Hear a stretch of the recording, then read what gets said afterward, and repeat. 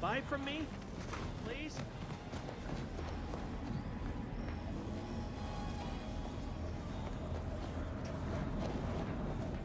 You need coveralls, we got coveralls.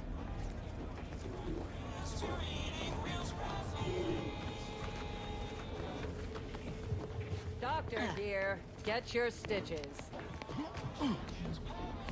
Protect your loved ones, protect yourself. Buy some new armor today.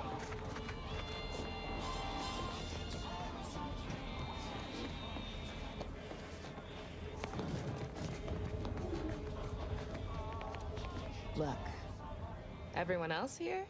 Nothing you buy from them will matter if you get killed. So armor up. Tell me what you need.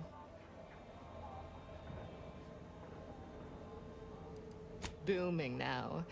Used to be a few other armor shops on the station. As it happened, their owners mysteriously vanished. I picked up their inventories real cheap, since they were just taking up station storage. It sure was a convenient windfall for yours truly. Real convenient.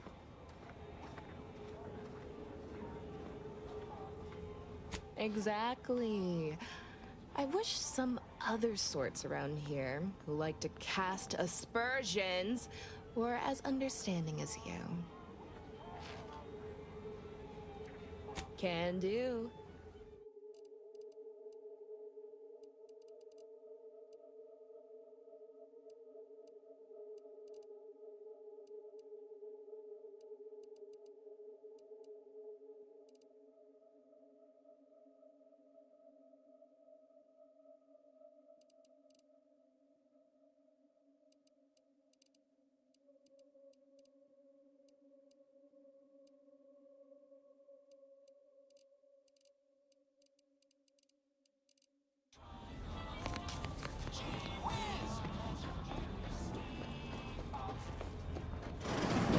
I'm beginning to reach the tail end of my patience. You will tell me the location of the broker.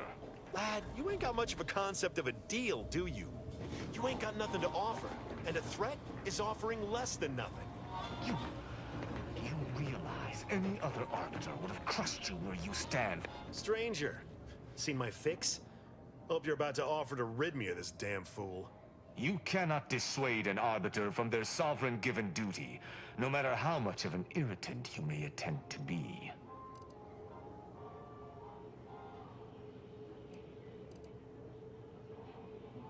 I came to meet with the information broker for, protectorate business, protectorate reasons.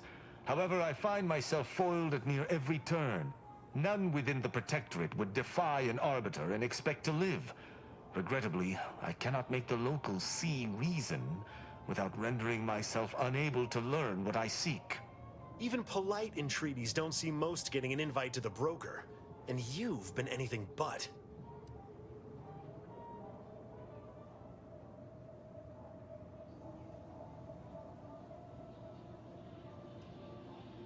See, you may have thought you said have an audience, but what you actually said was let him assassinate.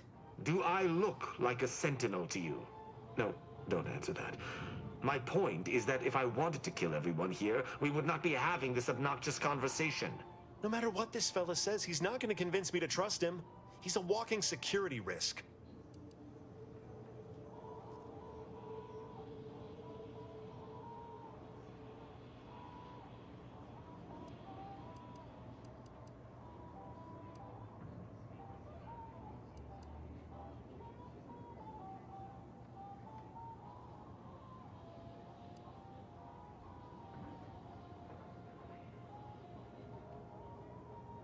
You suggest a partnership? An arbiter working closely with a third party is unheard of. But I suppose if I've no choice... Interesting thought. Occurs to me there might just be something that needs looking into. Within the Golden Ridge locale on Dorado, there's a refugee camp. It's unassuming, quiet-like. Most of the folks there just want to be left alone. They see to the few needs they have by working with the broker. But we ain't heard from them in a fortnight and change. Serves to reason something untoward may have transpired there. You see your way to looking into that, maybe we'll talk.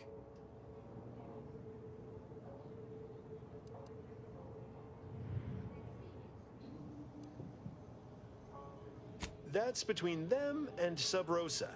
You in or you out? Great! Take the lap caneed with you. I've had enough of his excitability, and so have my customers. I don't claim to be pleased with the circumstances surrounding this co-investigation, but perhaps we may surprise one another. I'm Arbiter Tristan Rao.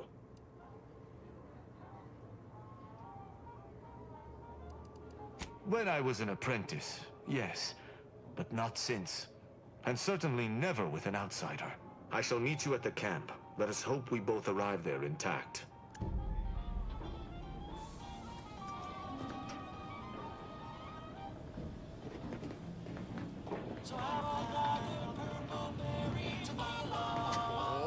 Come now, Prospero, you've been on that stage hundreds of times.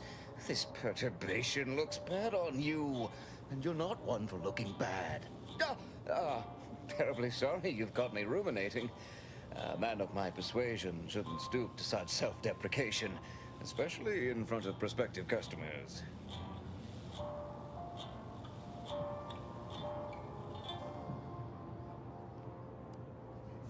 You've identified me properly. But information transference is the lifeblood of Free Market Station. And if you want a transfusion, you'll have to grant me a spot of help. I'm in charge of keeping the patrons of the saloon entertained. Normally this does not present an issue, but I learned that an old flame of mine shall attend my next performance. My resolve is uncharacteristically flagging. I find myself fixating on the most minute of issues. I need something to bolster my confidence.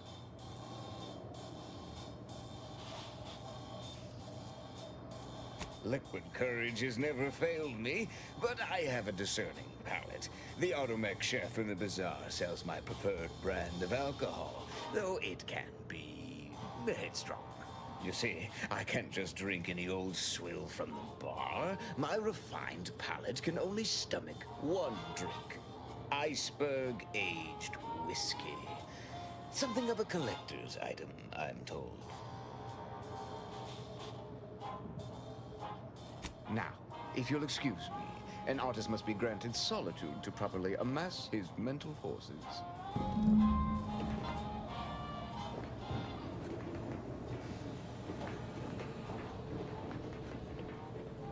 Greetings again.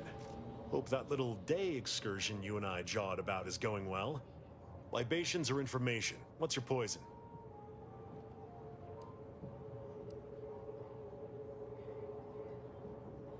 Oh, sure. Got it right behind the bottled gold and spiced silver. No, I ain't got any fancy booze for our in-house drunkard. And if he wants to know if I do, he should come and ask me himself. Or better yet, focus on his upcoming set.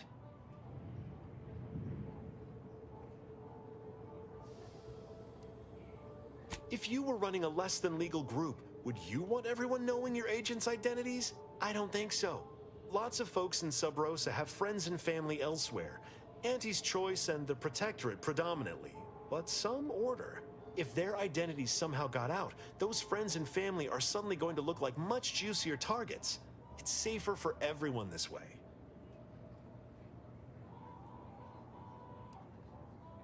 Always.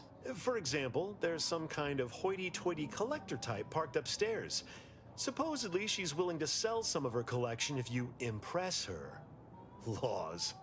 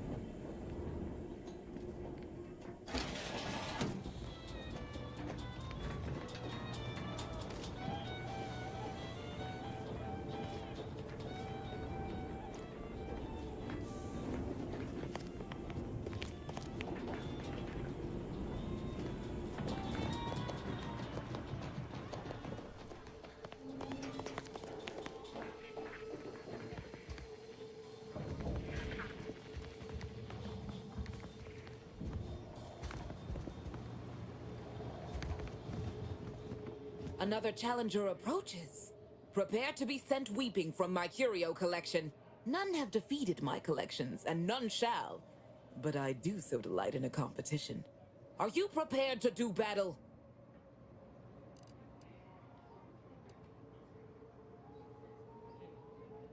Cards, my dear, of the toss ball and pitch ball variety. I must see if your collection bests my own.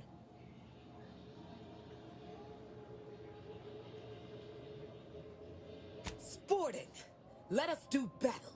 This is a fine collection of cards. For an amateur, you'll need a sight more to compete with me. I cannot open my wares to any unless their collections rival my own. I hope you understand. Feel free to return once you have bolstered your ranks.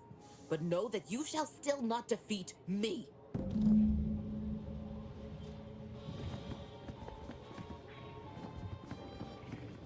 Back. If you seek entry to my wares, you must engage me your sports card collection. Though you shall not prevail.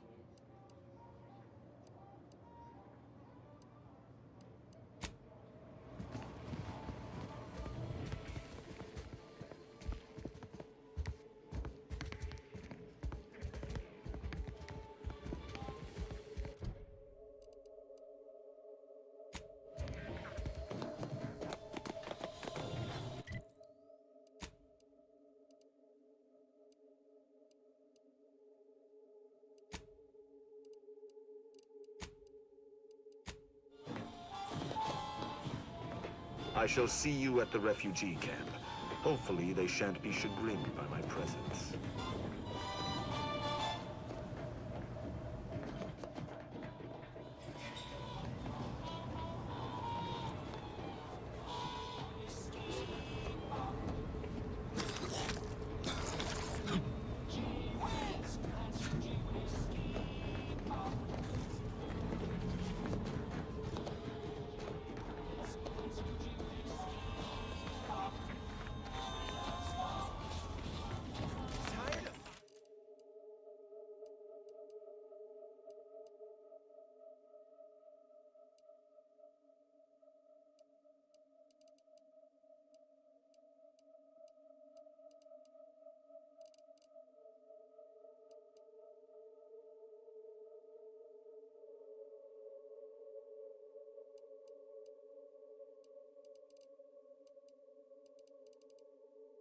Firearms that explode in your face?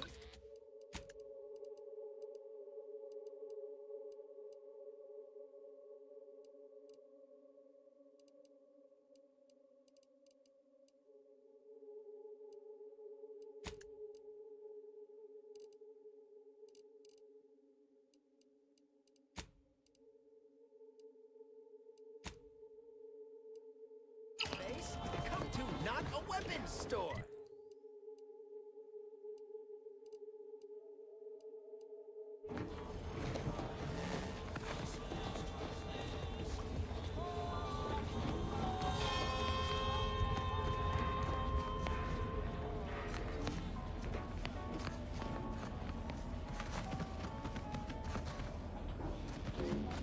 Anybody even listening to... Hello once more. I guarantee you some of my inventions will be working soon. In the meantime, I've plenty of miscellanea for sale. I'd be happy to show you.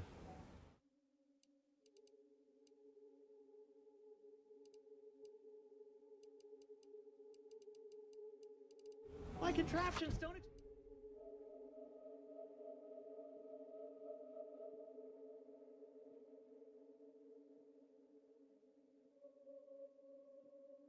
don't explode no more.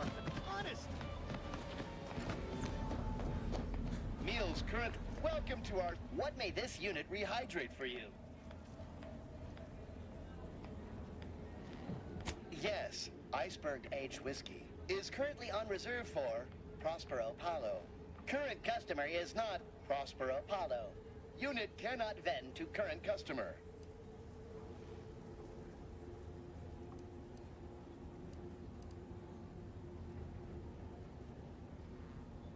Unit is not familiar with that recipe.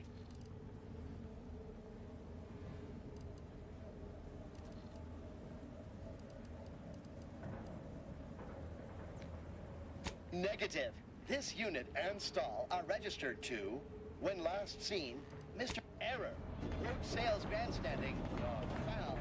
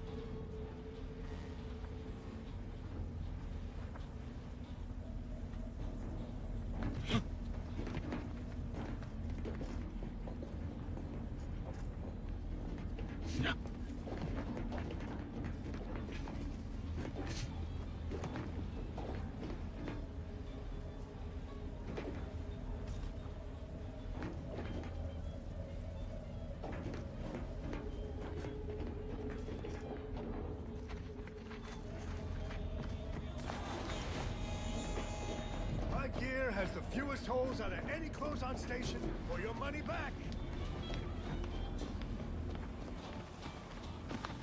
Buy from me, please?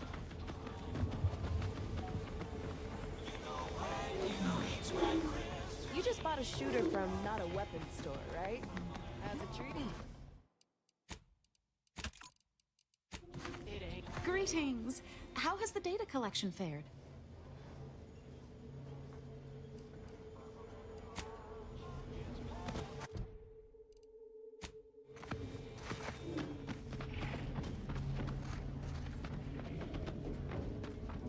Latest contraband came in. Looked like quite the haul. A couple dozen Auntie's Choice sales logs. Some notes from the high-profile ordering procedure.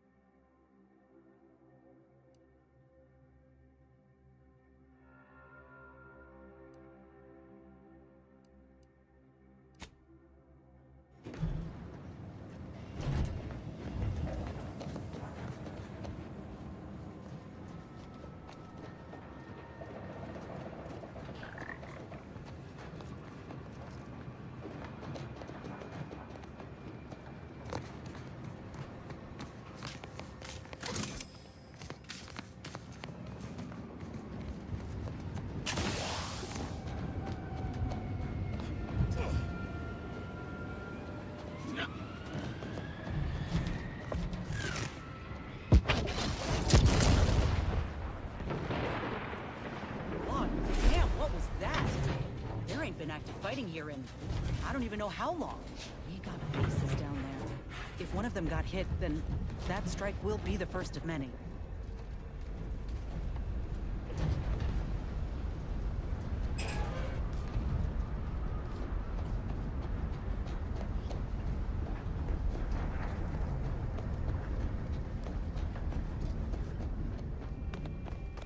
Stay vigilant.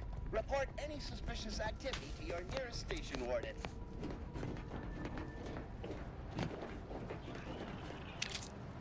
The plan can wait. Our lines will not. Good subjects arrive 15 minutes early to avoid missing their tram.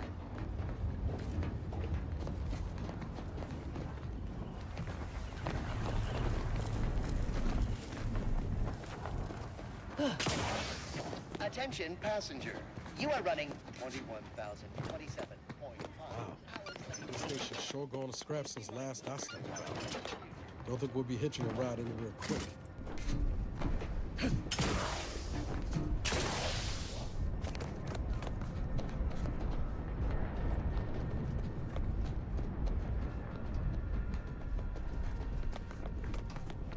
Beautiful mirror. Wait, one of these panels ain't like the others. Looks authentic. Maybe we should take it with us. Not like it's doing any good here. Your patience is commendable, passenger.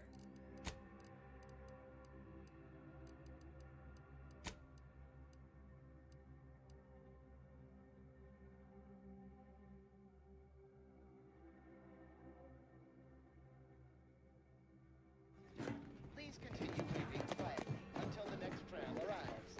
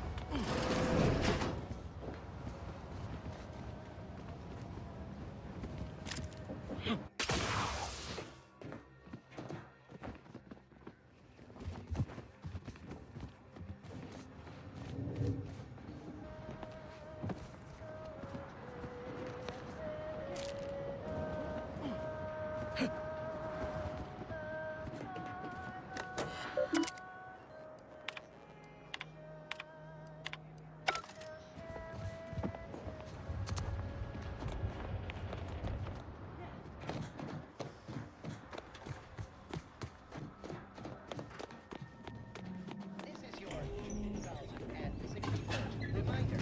Keep all personal items with you at all times.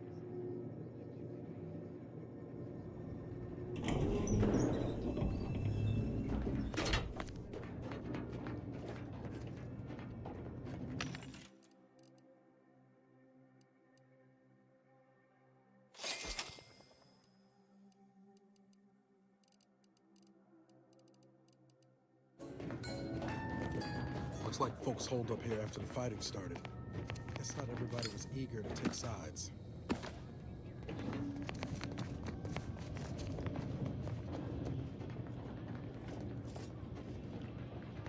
Day 206. Morale? Low. Condition? Feeble. Voucher mech. Watching. Always watching. Many have left for Matriarch's mercy, seeking refuge with the Order. The fools. Can't they see the Order is no different from the Protectorate? The Order won't... Incessant muttering. We got an appointment to keep at Matriarch's mercy. Let's just hope we don't get Further shelled conduct too. Violations may warrant notification of the Sentinels. Try it, you doddering rattletrap! Such threats compel me no longer. I now answer to no one. I've seen through the lies of both sides. In time, everyone will. Unwarranted optimism may be a sign of a more serious imbalance. Please see a curativist before boarding.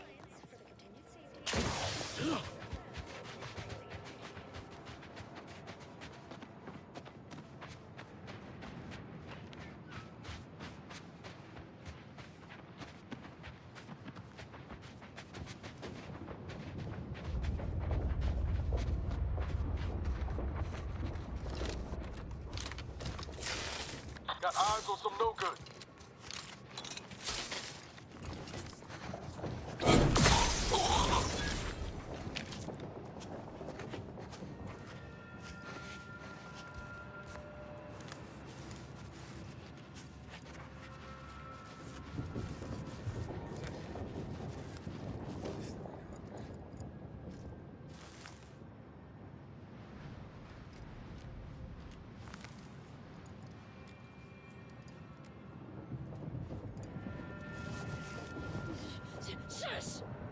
charged. Sorry, ain't ready yet. This thing's got a mean streak. That rod's always crabby.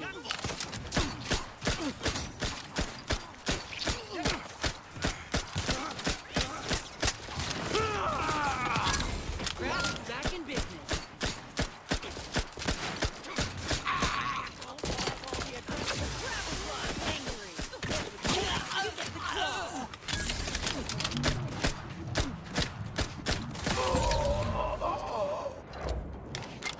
Knew you had my back.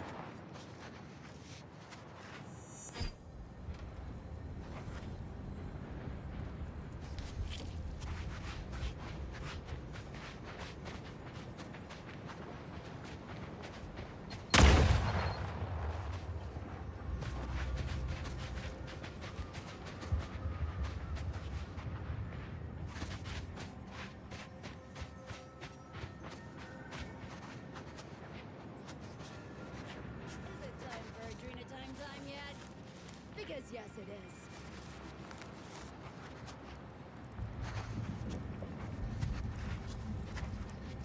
Yes, I tell you before I kill you. It's a lot of trouble.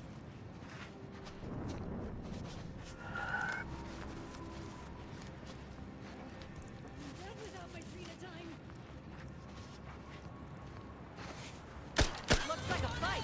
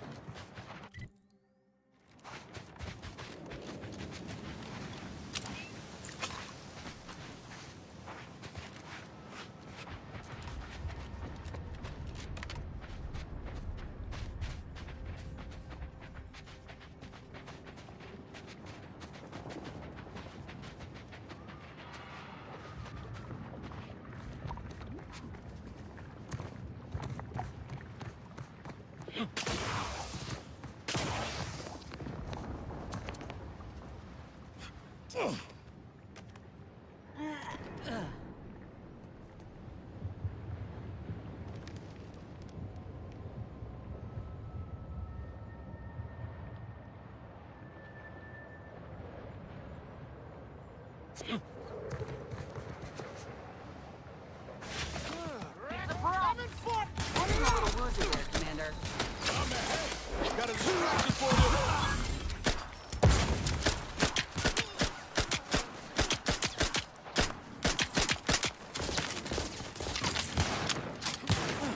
Medical pack now.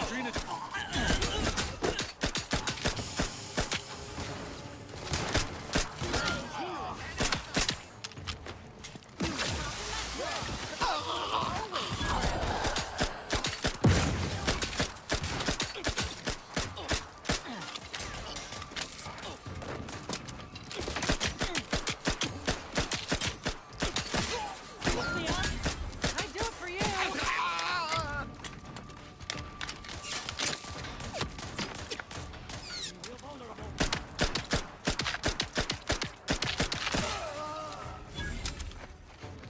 Knew you had my back.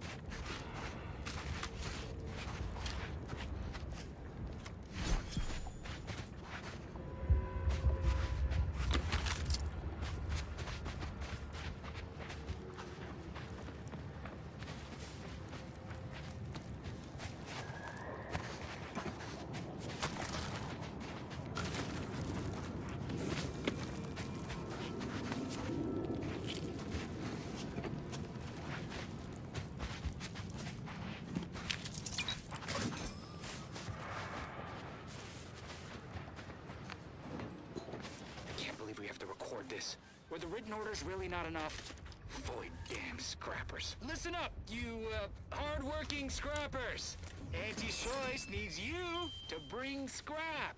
Bring whole armloads to drop location 14C. 14C. You bring scrap, we give Adrena time. Very simple. Special. Bring us an order targeting system. Get lots of Adrena time. And remember, if any scrapper attacks us again, no Adrena time for anyone. 14C, scrap. Adrena time, no fighting, no violence. That's all. Hopefully even your rotting gray matter can comprehend this. That's not the one you need to worry about. Over here, 3 hole in the head.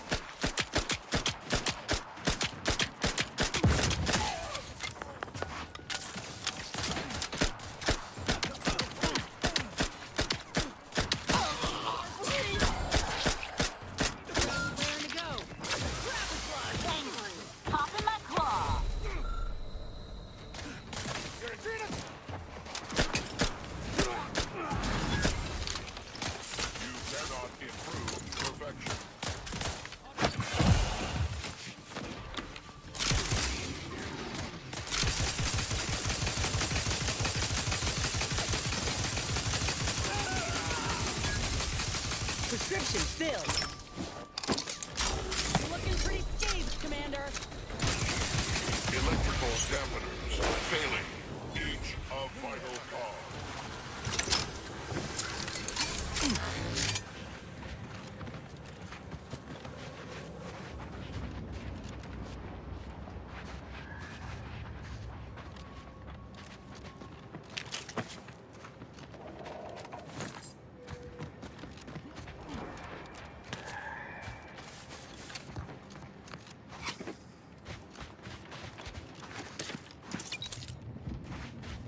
Error. Navigation systems offline. unable to locate designated bound.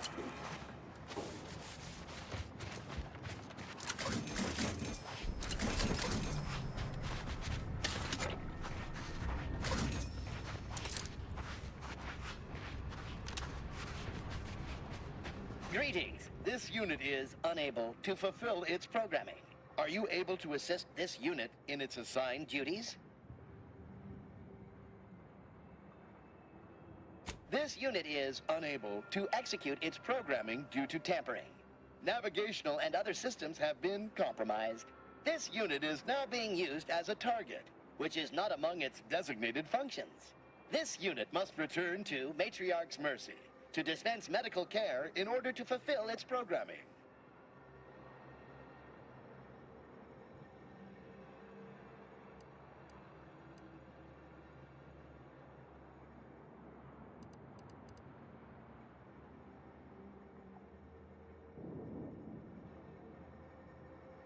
Farewell, potential qualified engineer.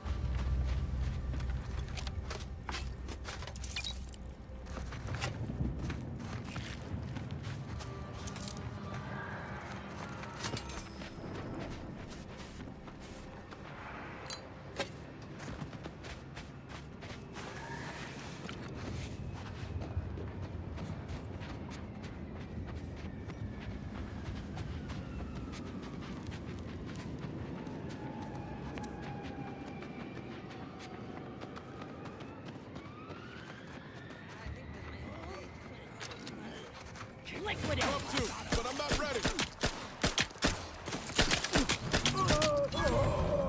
Press ring.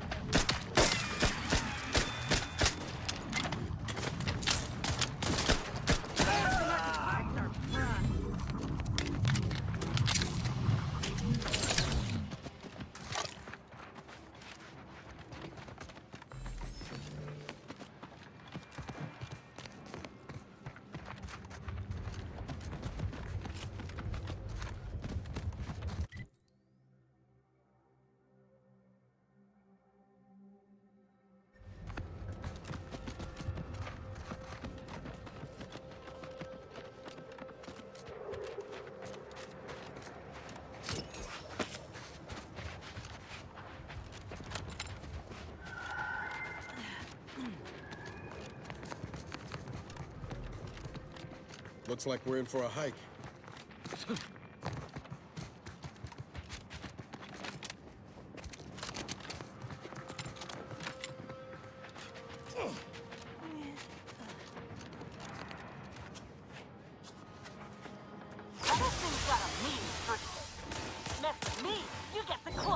Guns cocked and loaded. Just give the signal.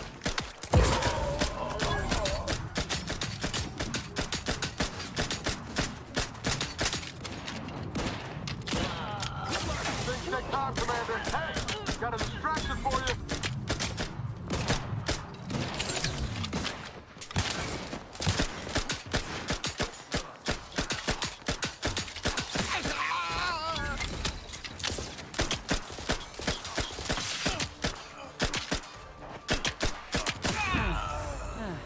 Let's get rid of these fools so we can enjoy the view.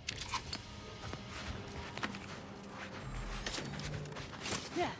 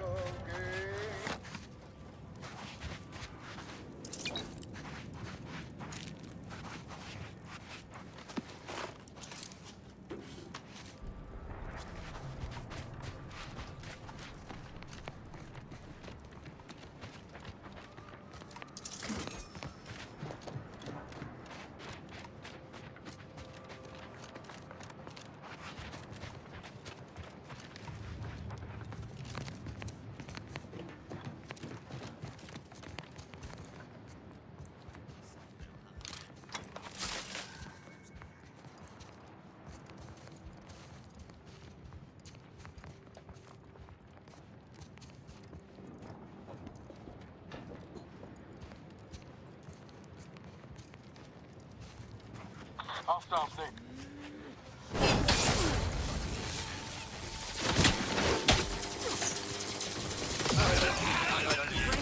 Pissed off.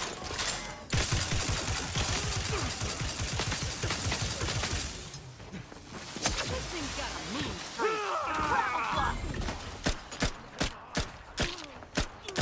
Let me know when you need a distraction. I'm back. I'm the one you need to worry about. Ground and such.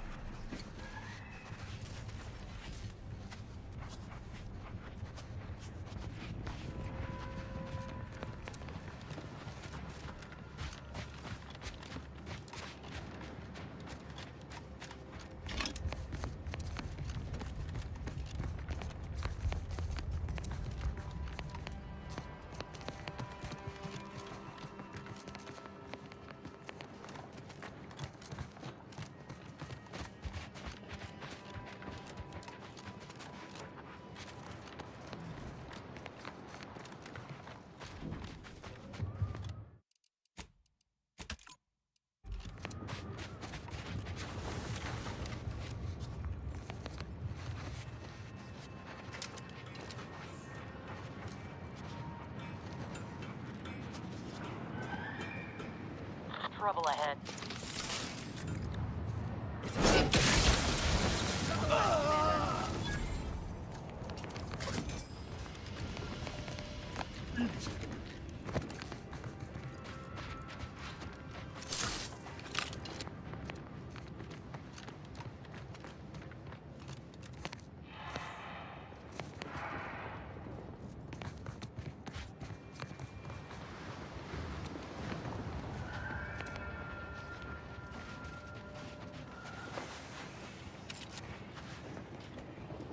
You could sell everything here and still not have enough to buy a can of Wurst.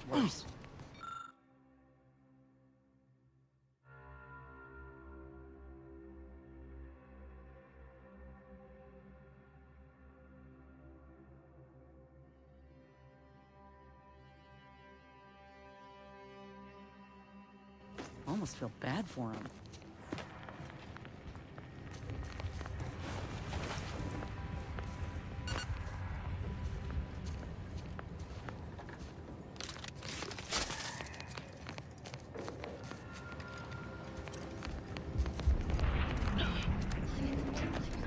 Customers. Armed and ready.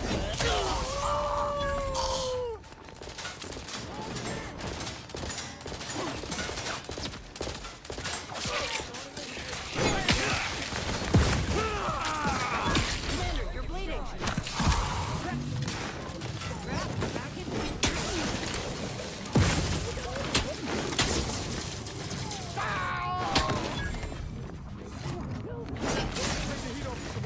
Just say when. Three holes in the head. You lot couldn't hit the broadside of a... Not quite charged yet. Meant for me.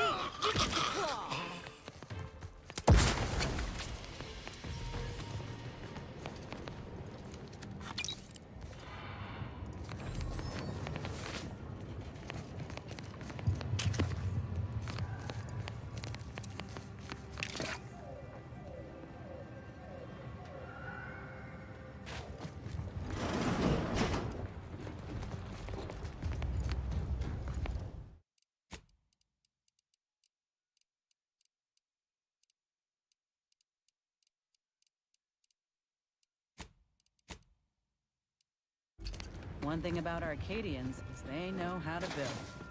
Back on Tau Ceti, all we had was a minecart to push each other around in.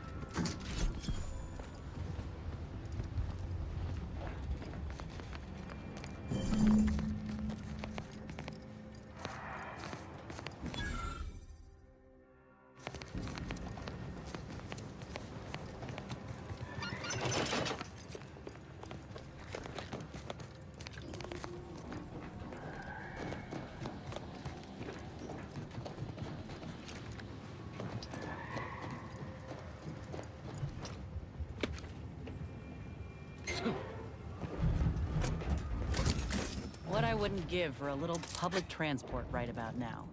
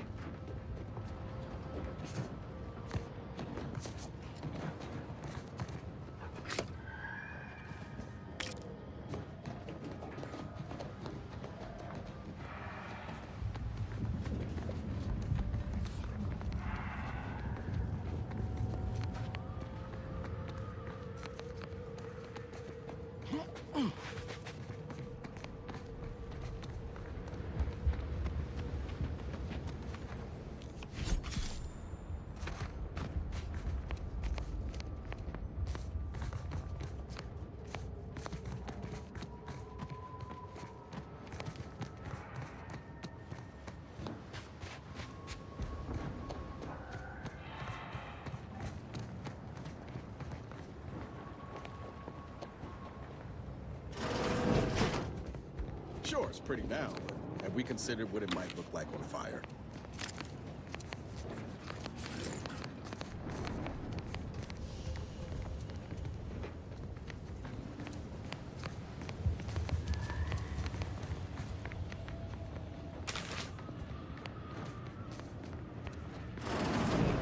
This window. Don't like it. These strangers. Should rip them out, shatter them, transfer them with ourselves. Yes, yes! Grab an order glass crawler next outing. They'll display us in the standing before we cut them up.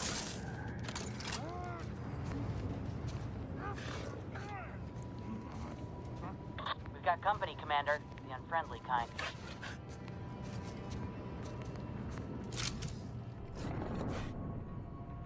Talking to myself. Let me handle this!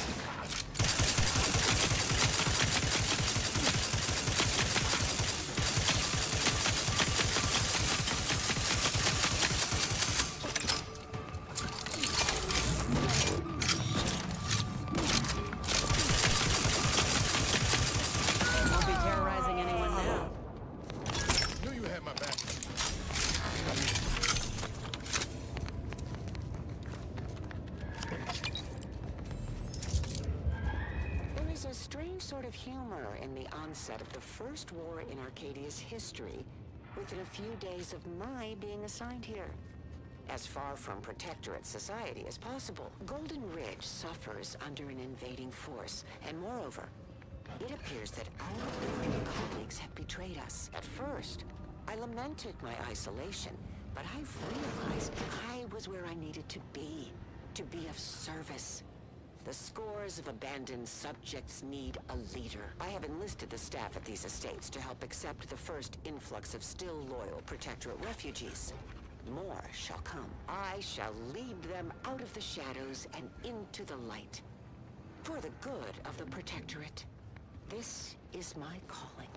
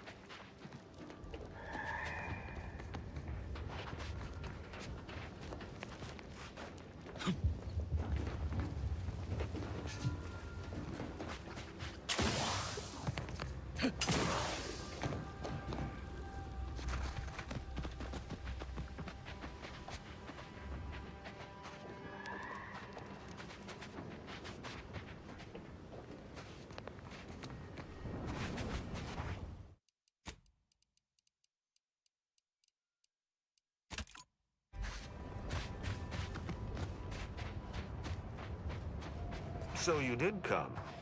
Good. I'm not partial to working with those given to second thoughts. It seems we arrive on a desolate scene. I don't know what transpired, but whatever it was killed the refugees to a person. As an arbiter, I bear a strong stomach. But if you've any reservations about witnessing destruction visited upon the innocent, you'd best steel yourself.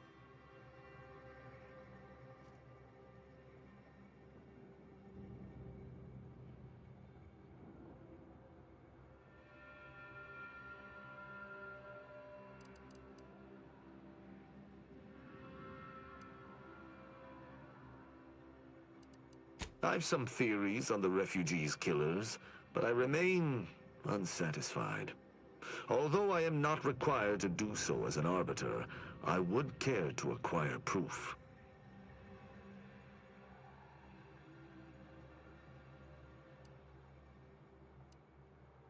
We operate under the Sovereign's indefatigable will. Thus, we do not need proof. But my training was somewhat unique in that it emphasized the value of thorough investigation. Let us comb the remnants of this charnel house.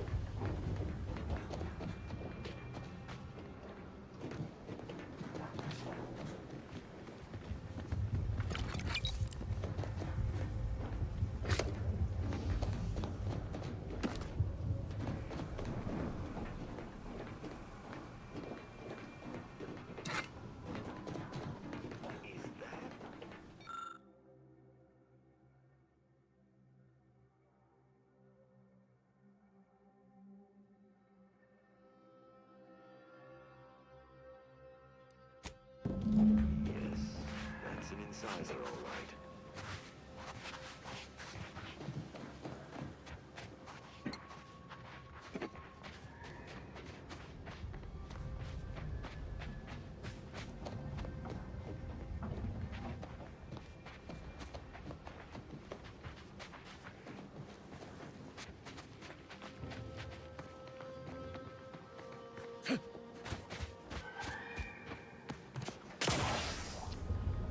What sort of life was this?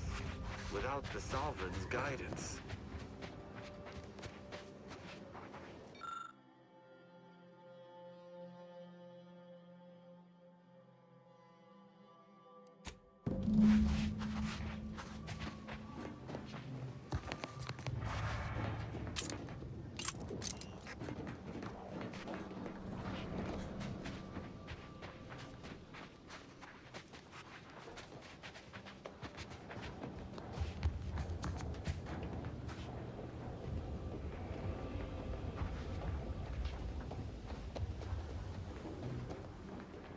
Shame about all this blood.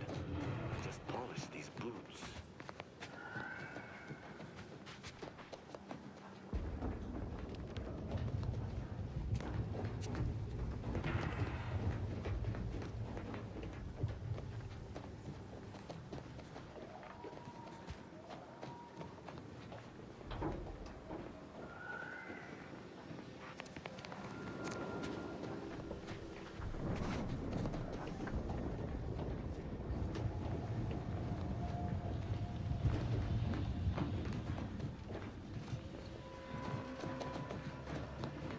These people could have been saved if they simply hadn't deviated from the paradigm.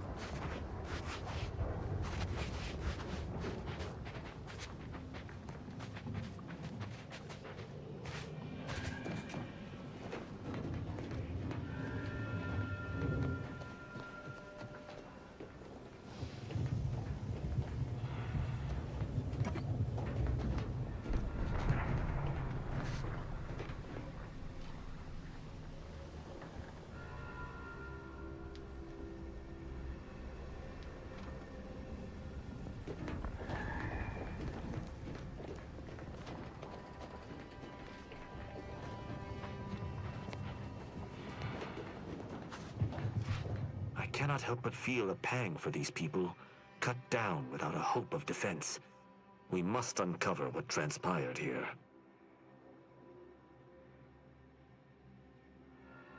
Let's hear it.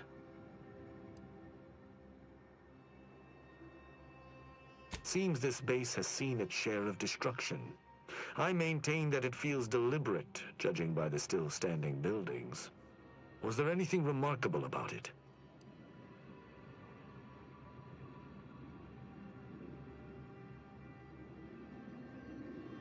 Logical. Your deductive skills would be better served in the Protectorate, but that does not reduce their efficacy. Did you have anything else?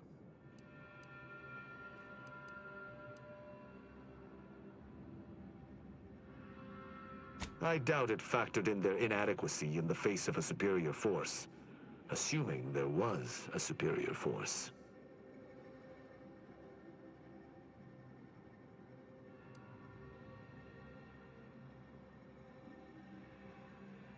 An apt theory, yet there are no signs of a large force's egress. The automech should have mounted a consistent defense, but there are no signs this occurred.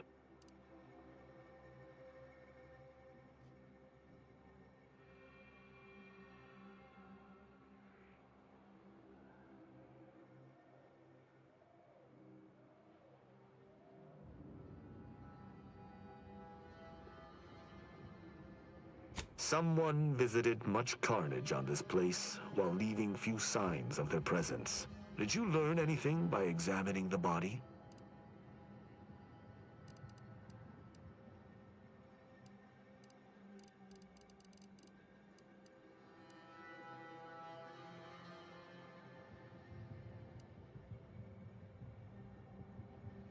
Death by shotgun, as the wounds appear to me, are often painful, drawn out.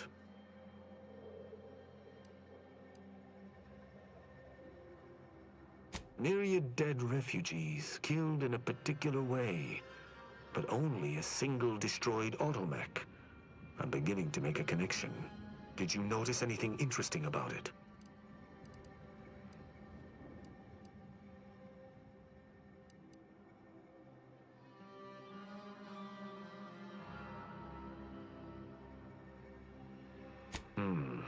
Meaning its combat protocols were active for quite some time before it was destroyed. Very well. I shall continue to search on my own.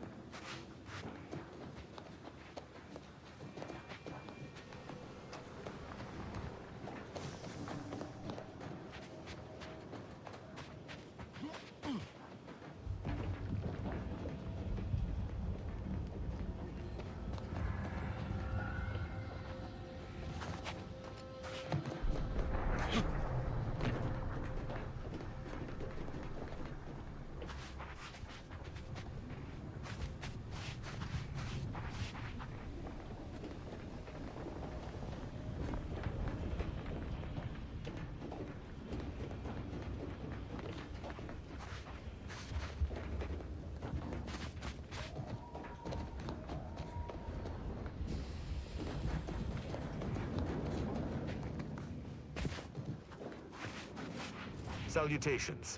Has your search uncovered anything of remark?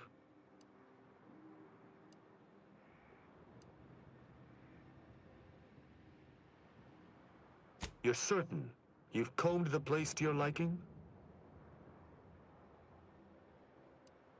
Very well. I shall continue.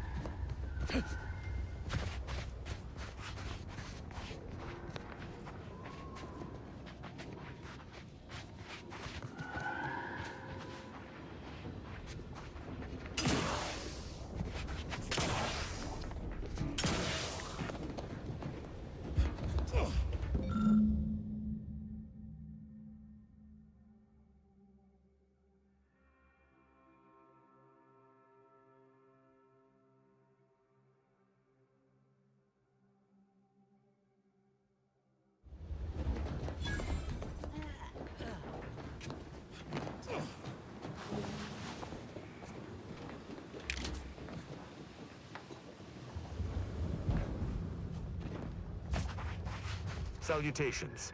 Has your search uncovered anything of remark? Inform me.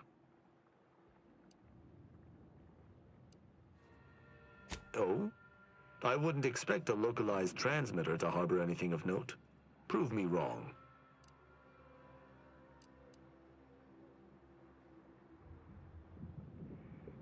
The sign that something unusual happened there may fit snugly into our other observations. We shall wait and see. Did you have anything else? You're certain you've combed the place to your liking? Then let us debrief and see if we can't deduce what transpired here. Have you any theories as to what killed these people?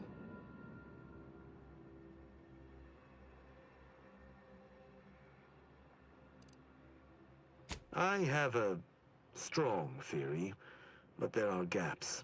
I'd like to hear your own analysis, and we may compare where our ideas converge.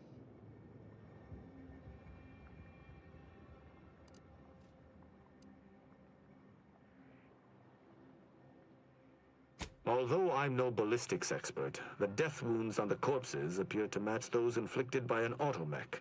Have any theories about the automechs that did this?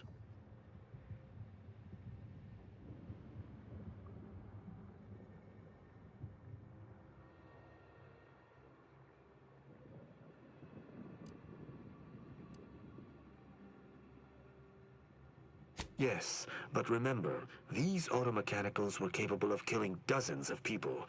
Automechs so heavily armed would need to operate from a charging base relatively close by. The assailant likely believed killing the refugees manually was beneath them, choosing to compromise the camp's automechanicals instead. How do you think this was done?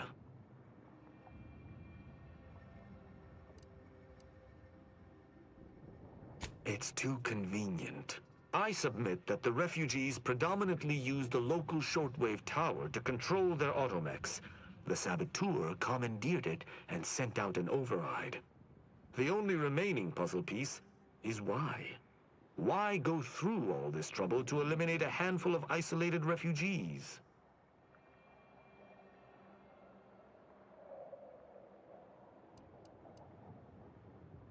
Agreed. I do believe that relay is of Protectorate make, and the refugees most certainly didn't build it themselves. They were likely Protectorate as well. I hypothesize that they used it to listen in on Protectorate communications, then sold what they learned to Sub Rosa.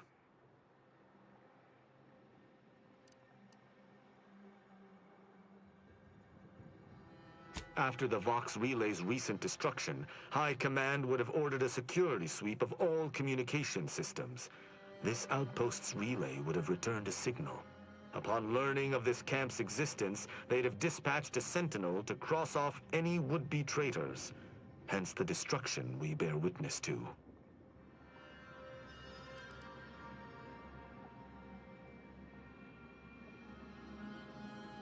I admire your enthusiasm, but these refugees were traitors to the Protectorate, though I still believe there was a solution here beyond complete annihilation. Now with that finished, we... Hold. Some things approach. Be ready. I suspect someone has disapproved of our inquiry. Seems the machines returned, bent on eliminating any stragglers. To arms!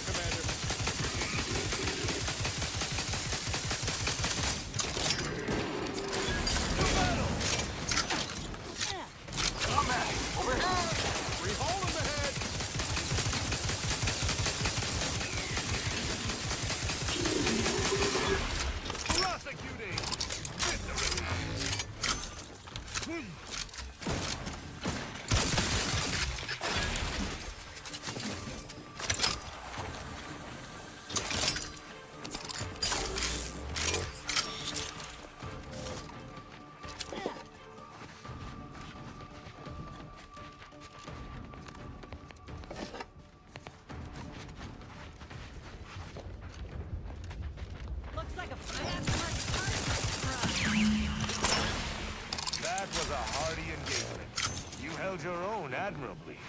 These automechs will never be used to perpetrate such heinous acts again. I believe we're at the end of our investigation. The prospect of sharing our findings with the broker isn't terribly appealing, but we've little choice. I will locate my wretched Sub Rosa transport and return to Free Market Station. Pleasure fighting beside you. Be sure you return to Free Market Station to debrief with me.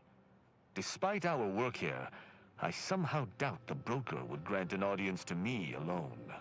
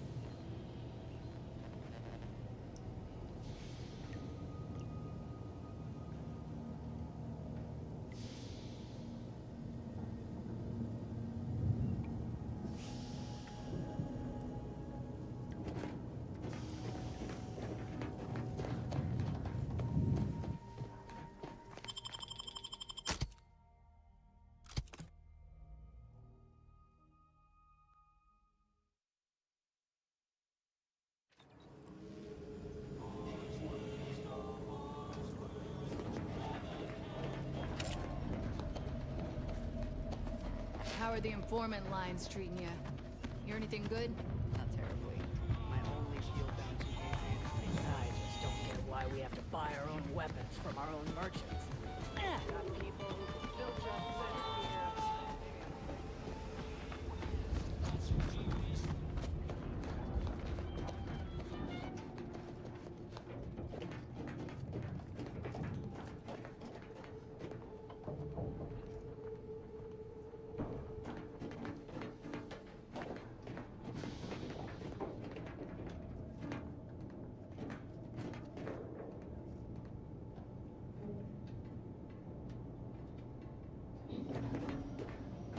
Greetings again.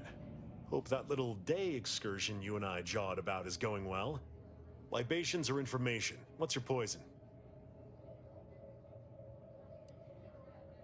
The encampment had been razed. I'm sorry to say there were no survivors, but I believe we were able to uncover what transpired.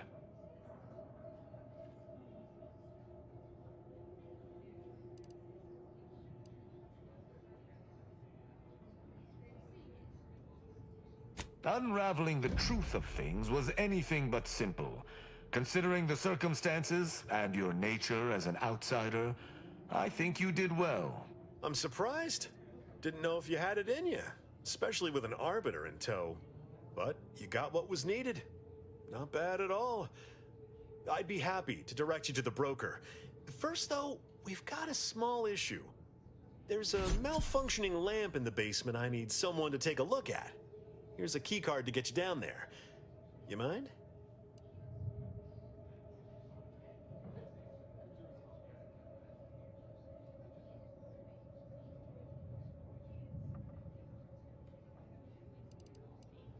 Sharp. I like it. Thank you kindly.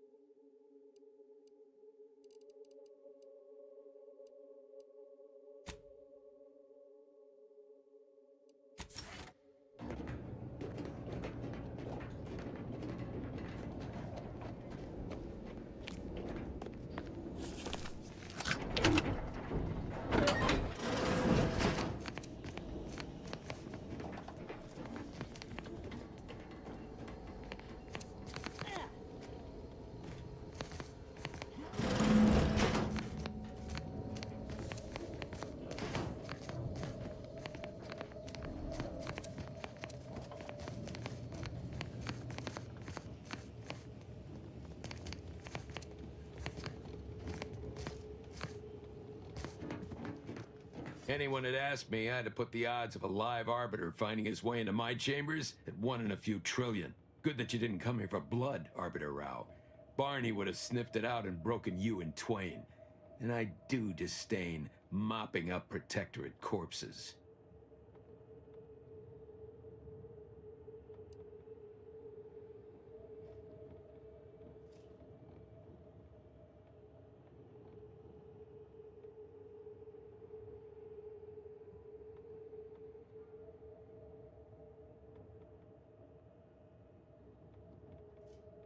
My apologies. Barney is sometimes overzealous in the guarding of my body, though when it comes to Protectorate arbiters, it is perhaps warranted. If you know who I am, you must know why I'm here. My mentor died under vague circumstances, and I desire any information pertaining to the specifics of her death. Interesting. That question appears to be at odds with High Command's public statement on the matter. Losing faith in your masters? No. But I cannot shake the sensation that something was awry with her passing. If you know something, tell me. Please. I could get used to this kind of groveling. Your instincts are right, Arbiter. Though we don't know the specifics, I received information that your mentor's body bore signs of a fight, and a nasty one. Someone killed her.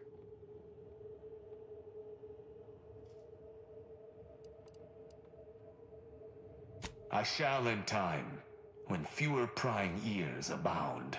If that's all, I think you'd best get along. I prefer not to sully my quarters with Protectorate lackeys. Live ones, anyhow. And I prefer to limit my time with scheming blackguards. Let us take our leave from present company. Speak to me outside, if you would. There's something I'd care to ask you.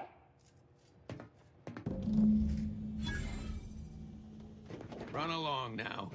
I've spent more than enough time entertaining wayward sprats.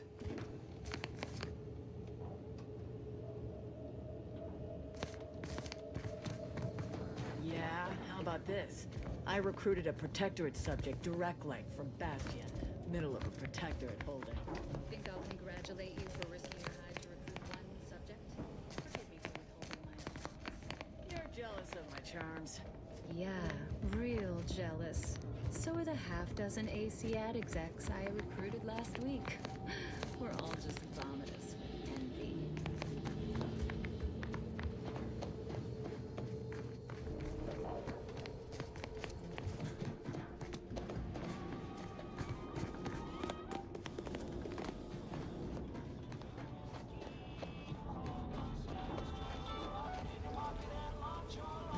The role of the Arbiter typically does not require the assistance of others. We are expected to act as wholly independent entities. But I fully realize that had I not your aid today, my investigation's progress would have stalled and withered. During our investigation, I gauged your trustworthiness and did not find it wanting. What say we travel together?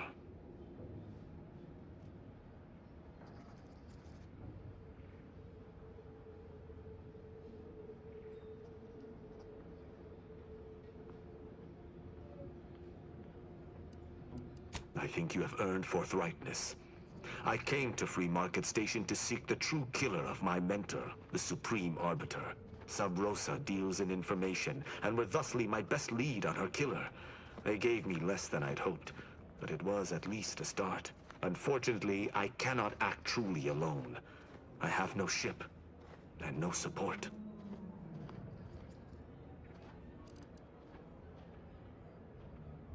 My colleagues have accepted that her death was a natural one.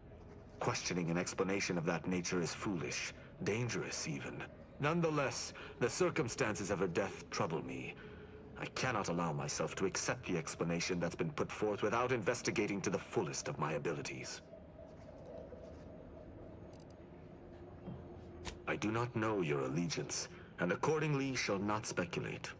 Suffice it to say, for now, that I fear the true killer is within the Protectorate.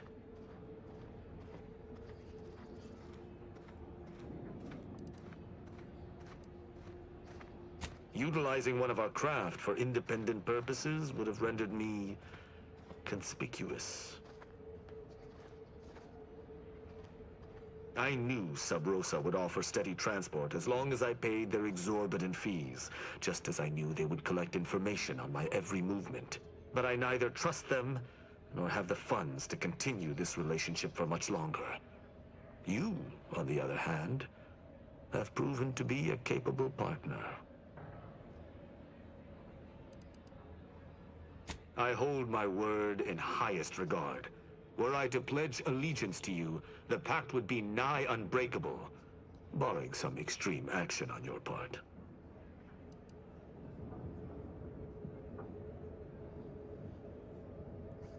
I will keep to my convictions in any case, but I understand. What instructions would you have me follow?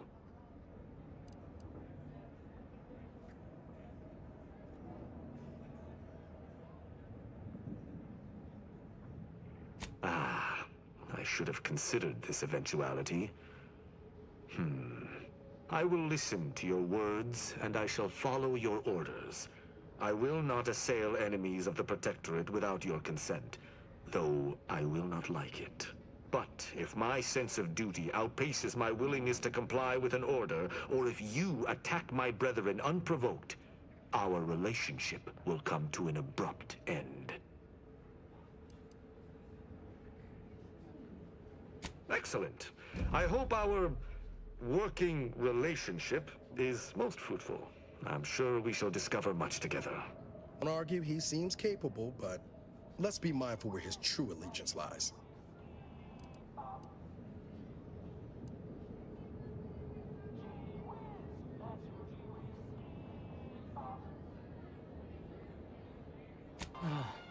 I was afraid of this. Remember to duck if he starts swinging, all right? Let us be off, Commander.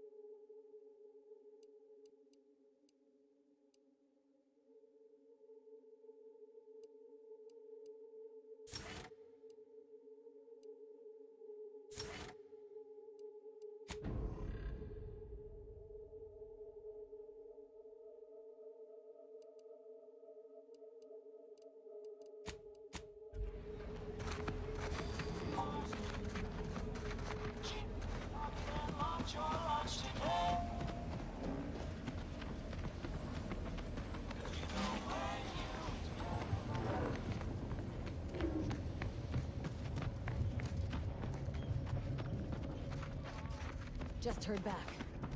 The higher-ups finally decided to just bury the corpse of that vigilant. Move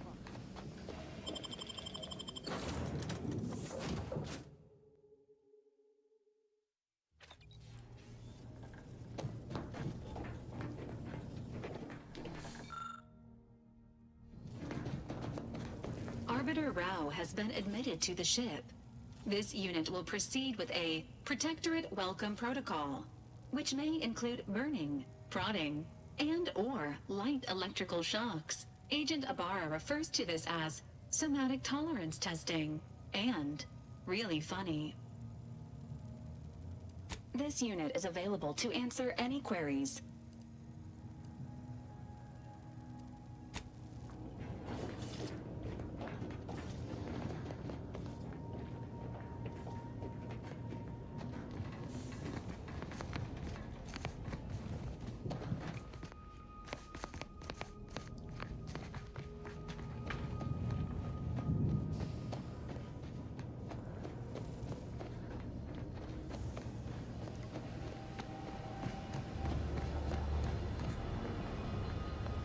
Lara, you owe me a sparring session.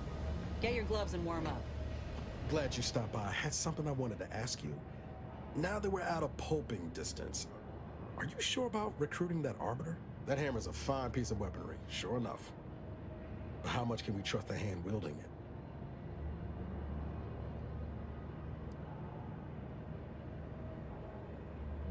Don't let the luxuriant hair and good looks fool you.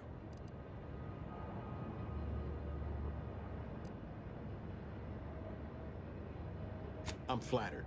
But if there's any match to be made for a Directorate agent, you've just brought him onto our ship. Armed.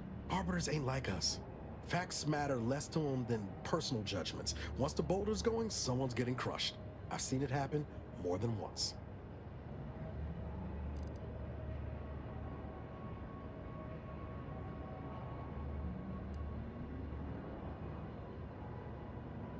Don't know whether I should laugh or groan. Anyway, there's my piece. Don't say I didn't warn you. I'm guessing you didn't come here to talk about Rao, though. So what's on your mind? Oh yeah? What's needling you?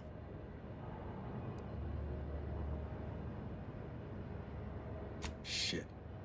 Knew I was forgetting something.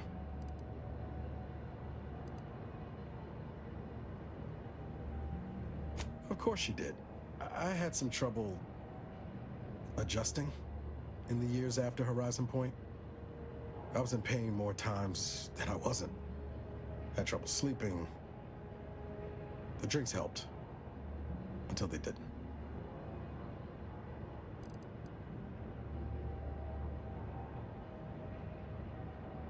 I will. Just so long as you promise not to take notes or nothing. I'm not some patient or specimen, Commander. Just so we're clear. For those first few years, every time I laid down and closed my eyes, I went back there. To Horizon Point.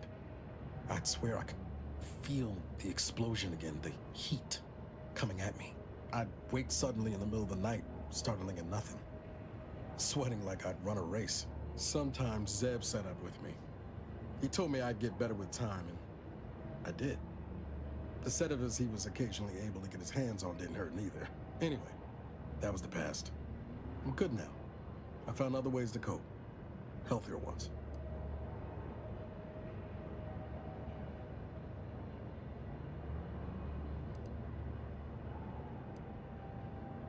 Most things worth doing ain't. When I'm not out there heroically saving the colony, I like to tinker around the ship or work on Val. I exercise. Been considering taking up cross-stitch. What do you think?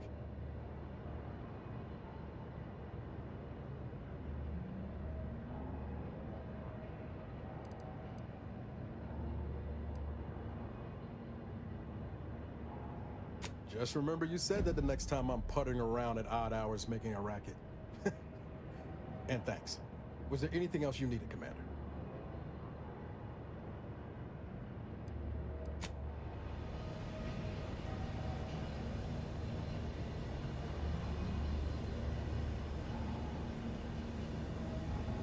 So, Arbiter Rao. I can sympathize with his plight to some extent. Dead mentor, apparent cover-up, sure, I'd be mad too. But why do we have to be the ones to help him? Hasn't he got any other Protectorate hullheads to come to his aid? Maybe I ought to spell this out. I'm his enemy, Commander, and he's mine. Letting him aboard is putting both of us in a bad spot.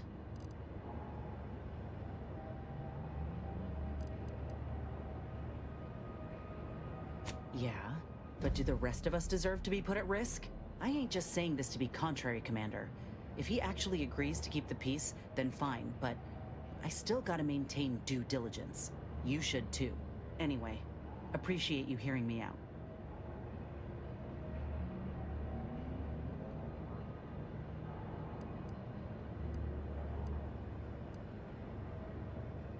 How personal are we talking?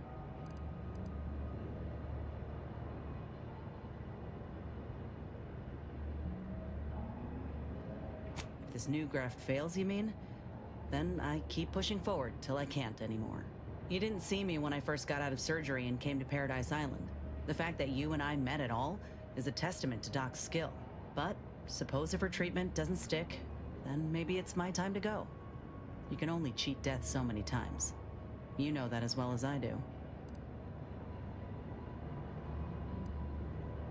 Oh, I couldn't even tell you who that doctor was or where they're stationed. Grafting was a procedure in its infancy, see? So corporate like to keep things hush-hush. Can't say I like the thought of it. Could have been cut open in the middle of a cave for all I know. I'd rather not dwell on those moments, if it's all the same to you. What matters is the here and now. Fine by me? Yeah, figured you might. I want to say up front that I got nothing against you or your crew. Ain't one to judge the firearm by its plating. And so far, you ain't given me reason to doubt your character. But the Earth Directorate itself, it's got much to answer for.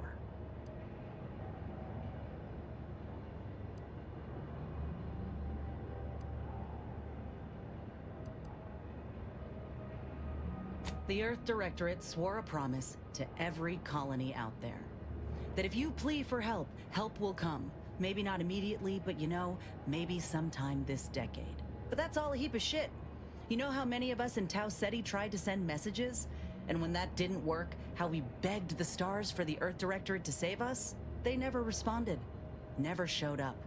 Not when I was a child, certainly not by the time Auntie's Choice came around. You ask me, you're selling folk a lie.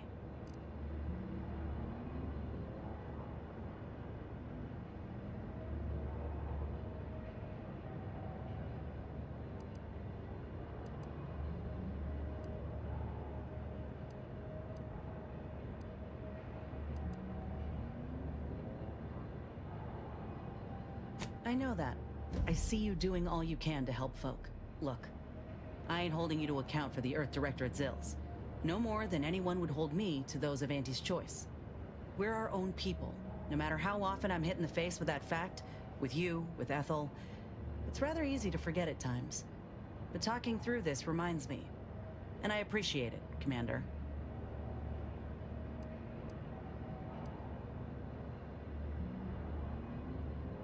Nor do I. Fine by me?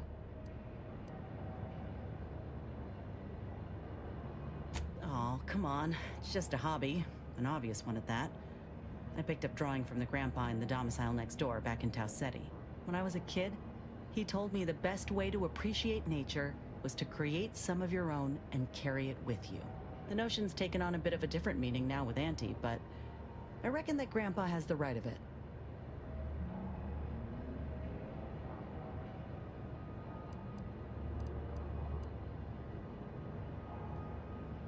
Want to know a secret? So do I. Don't get me wrong, they've done a lot of good. Modern medicine sure beats slathering plant matter on your wound. But there's something to be said for partnering with nature, not fighting for dominion over it.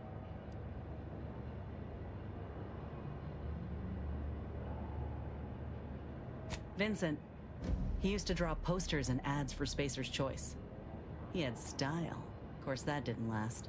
Age caught up and his hands started failing him. Couldn't draw, couldn't lift heavy objects, could hardly walk without exerting himself. And in Tau Ceti, if you couldn't work, you didn't get ration cards. We shared what we could with him, of course, but what we got already wasn't much. Last day I saw him, he refused the half Saltuna can I tried to give him. Said it was him lending me his strength. He was gone the next day. We searched all over, then realized he must have wandered off into the wilderness, not wanting to be a burden. We never found him. Can't hardly open a tin without thinking about him now. So if you're wondering why I still hold a candle for Auntie's Choice, after everything, it's because I know had Auntie arrived just 4 months earlier, Vincent might still be alive.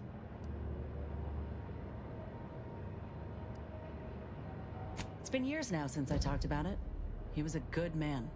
He deserved better. So did the rest of us. Anyhow, ain't meaning to talk your ear off. Fine by me?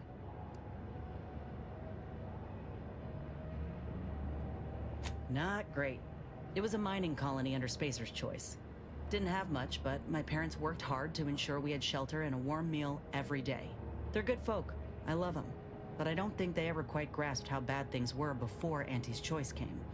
They warned me not to join up, you know. Said we'd all get burned if we put too much stock in the promises of this foreign corporation. But I'd rather take a risk on them than be resigned to how things were.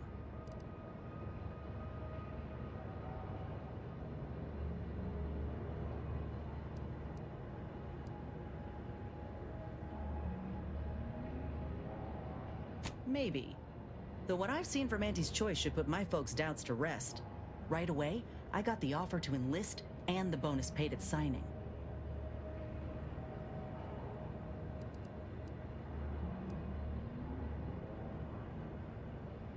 Our colony was isolated, which meant our Spacer's Choice overlords could do as they saw fit. Everyone lived in squalor, save for a select few. We were little more than workhorses. Those of us at the bottom only found joy with our families, our friends. But love alone can't get you through the toughest, darkest winters.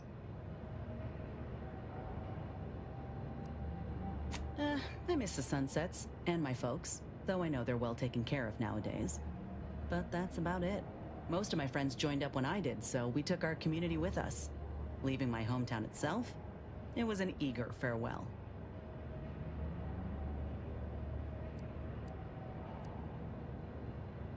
No, not at all. But I ain't sure my folks oppose them now. They have good jobs and a roof that doesn't leak. The ones who didn't adjust, however, was our management. Some of them tried to cut a deal. Company secrets in exchange for an entry-level administrative role, and made it out okay. But most violently opposed the takeover, and that ain't hypothetical. Reckon a bullet in the gray matter was more palatable than being forced to the bottom rung. Says it all, really.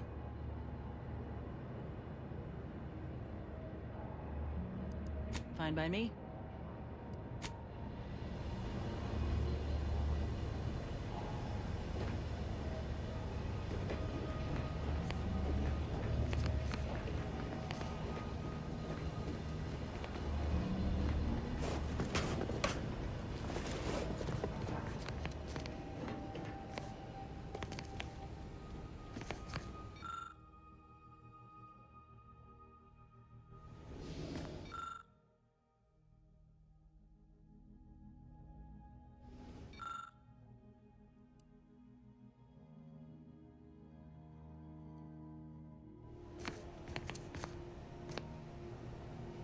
This ship is certainly quaint.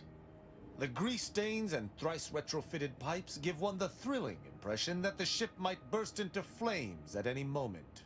I suppose there's something charming about its lived-in nature. Nevertheless, I have availed myself of the ship's cleaning supplies.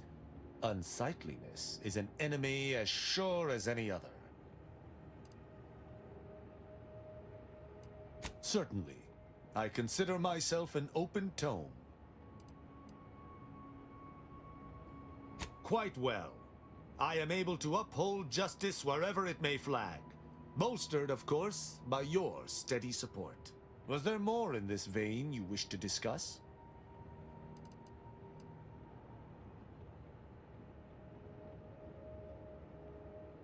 She taught me all that I know. Her teaching style was stern, but enlightening. If ever I erred, she would teach me to avoid making such a mistake in the future. Though she did not raise me from infancy, I was brought into her tutelage quite early. I spent a great deal of my life looking up to her. Her death weighs leaden on my shoulders. We must find her killer and bring them to justice, lest justice in Arcadia truly fall to ruin.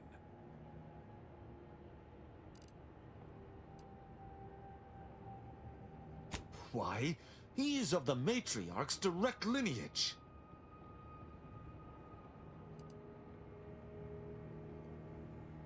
Only he possesses the understanding to lead us all. Someone not matriarch ordained would bring the Protectorate to ruin. May his leadership of Arcadia last for many years. I hope someday to be party to his glorious presence. If I had one wish, it would be that he leaned less upon the Consul's guidance. The Sovereign alone knows what is best for Arcadia. Meddlers should not be abided.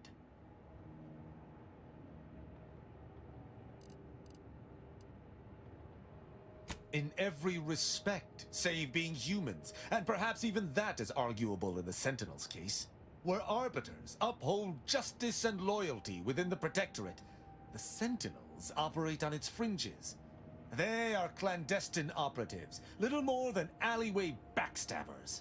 I find them wholly unnecessary. As you might expect, they are the Consul's pet project.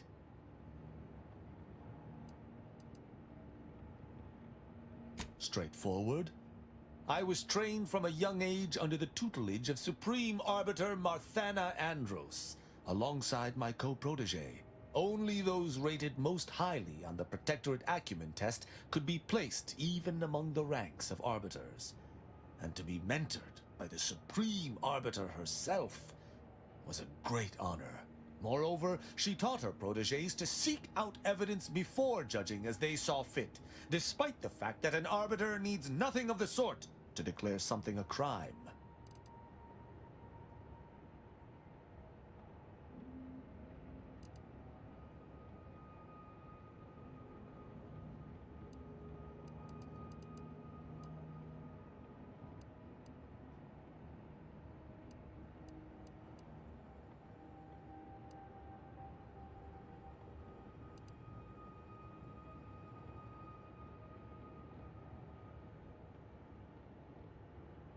An arbiter would never abuse their power. Every action we take is on behalf of the Sovereign and upholding the Protectorate.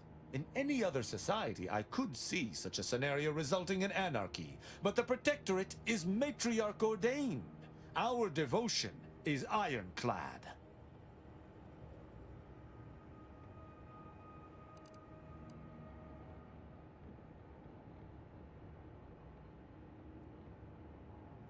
Why would they need to? The Protectorate provides everything any individual could want. Anything beyond the norm is unnecessary at best and actively traitorous at worst.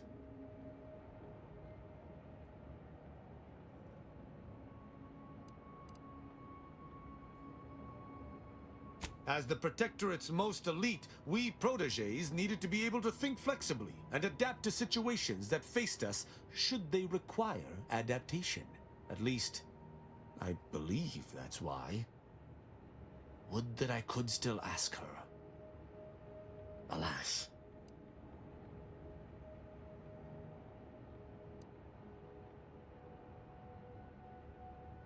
Sneer all you like, but our society has operated in this manner for more than 100 years. Normally, arbiters do not need to prosecute, for all operate as they should. Ask, and I shall answer.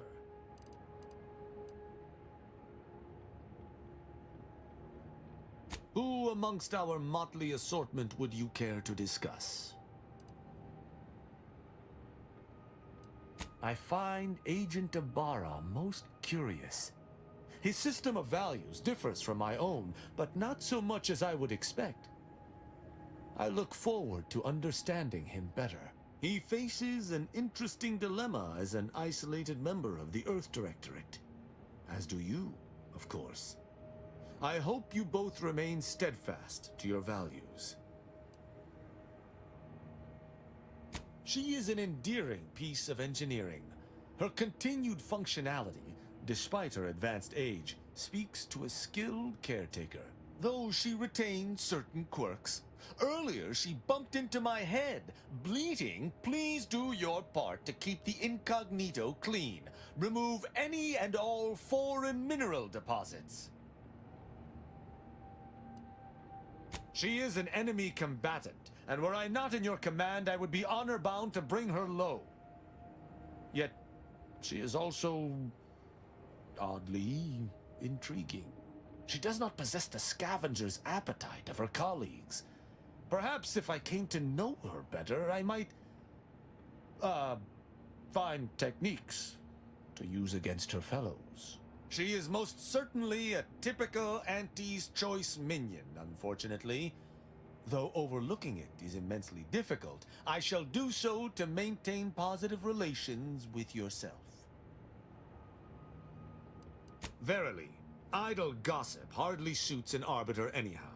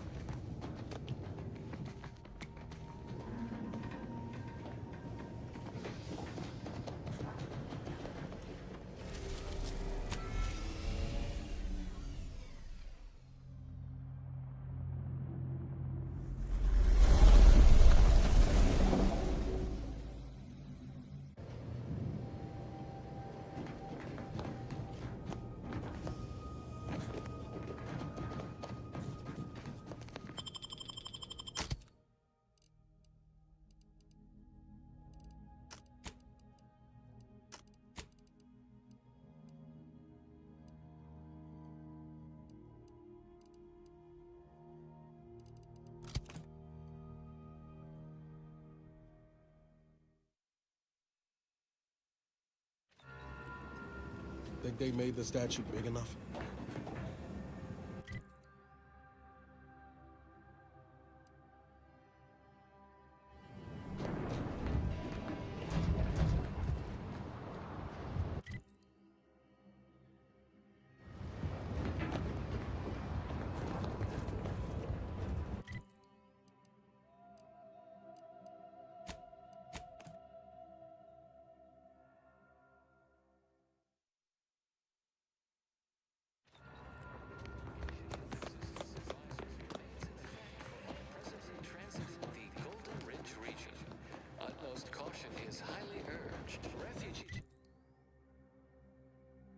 for targeted ambushment by desperate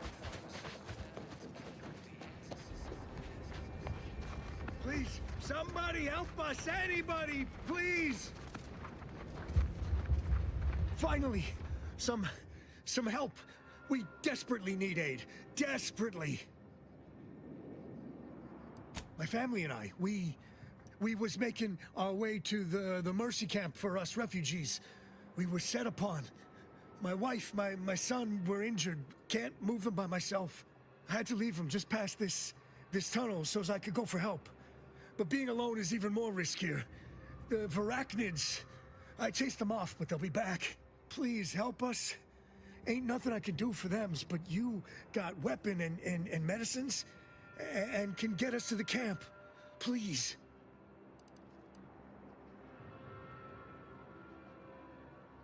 Of course there is. It's my family. They're hurt, dying.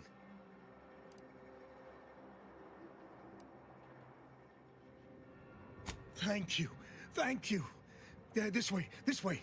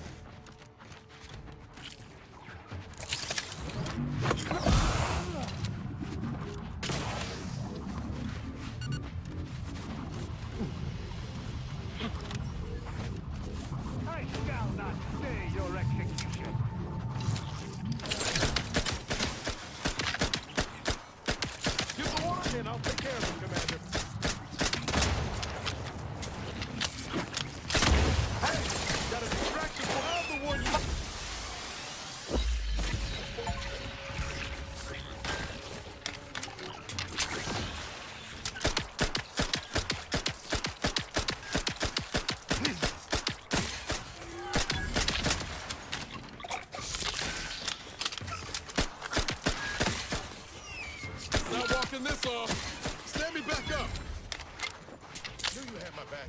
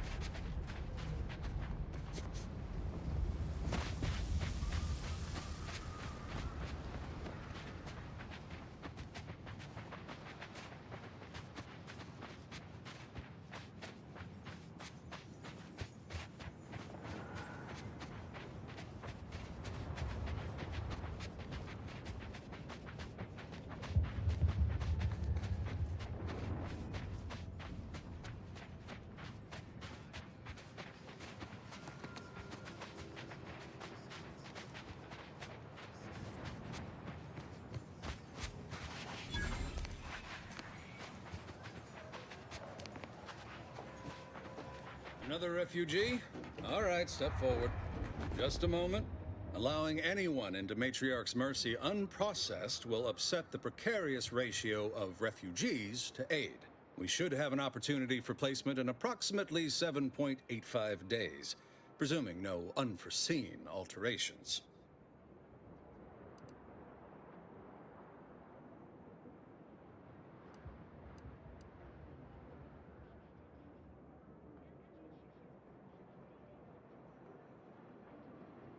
How coincidental. I, too, had a pet sprat, also named Sprysander. Once, long ago. Oh, how I loved him. Fine, you may enter. And cherish your beloved pet. Hold him close. Welcome to Matriarch's Mercy. Rule number 1, no crowding. Rule number 2, avoid the exclusion zone. Our seer has predicted non-specific imminent danger.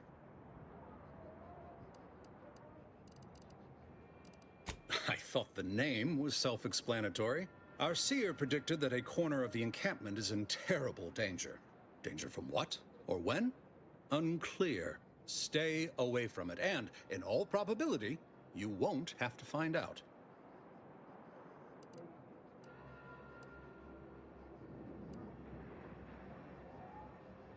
Safety and probability are incompatible. Eventually, nowhere will be safe. Including here.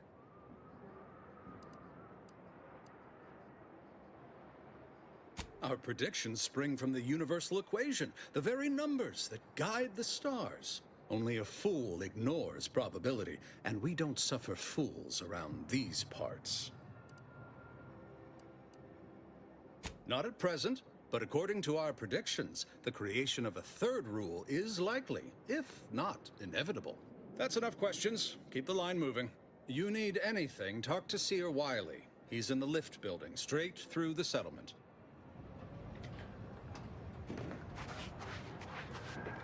Do you believe Arcadia shall ever return to how it was? I wish. Between the invaders, the order defecting, there's no putting this I rat swear, back into the camp. it's nigh on impossible to find decent animal remains in these parts. Wasteland devoid of life? No, Arcadia is doomed. Oh, try not to get too close. My sinuses are stuffed up, my ears are backed up, and my guts are gurgling. I could burst at any moment. Every fluid from every orifice. So keep your distance. Don't want it, don't need it. I've gotten sick at least a dozen times since we set up camp. Why, last week alone, I caught hack lung, sprat tongue, skinny teeth, and a rare case of mortified skull emergence. Figured I might as well get used to being sick. So I'm practicing for my next disease. It's gonna be a nasty one. I think it's downright awful what's happened to these fine folks. But me especially. Sickness, malnutrition, spontaneous genetic disorders, it never ends. You too. Trust me, you don't want to catch this. Neither do I, for that matter. Thus, if we compare the rates of dust accumulation inside the settled algorithmic... And then we solve for the... apologies. Just catching up on a research assignment between queries. Yes? Did you need something? Oh, doesn't everyone have that memorized? It's 1.77245385. Ah, I see you were making a jest and/or attempt at conversation. Anything else?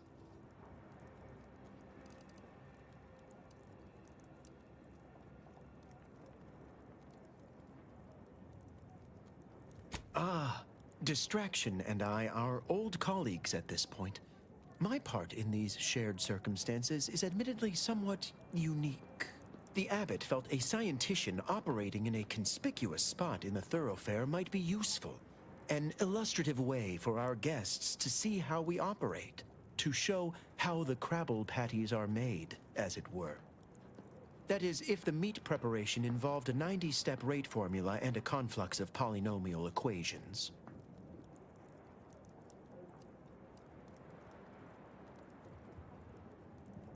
I am also on hand to answer queries by providing data supporting our actions. Though perhaps due to my central location, 89.74% of the time, I am simply asked for directions.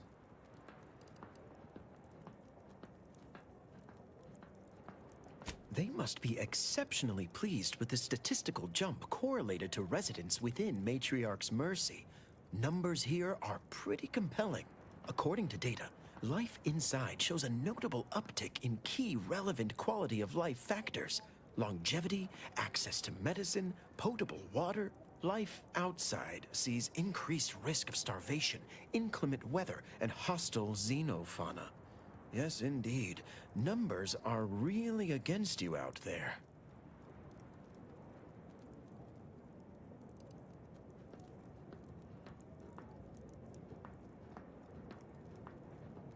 We have diverted internal resources to better meet demand in key areas. And I'm pleased to say that's led to a statistically significant 2.7% increase in refugee satisfaction. But if my data remains unconvincing, I suggest you inquire with Provisioner Plotnik inside the lift building. Simply tell her Archivist Widmark approves brief use of her time. Then back to it I shall get.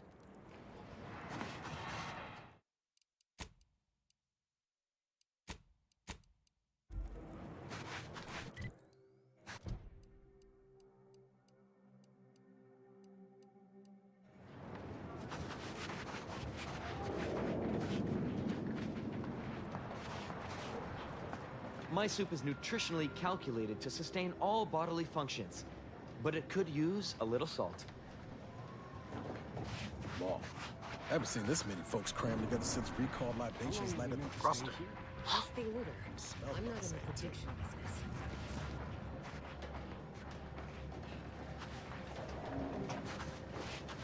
Broke? Ah, I banged him up real good for you, didn't I?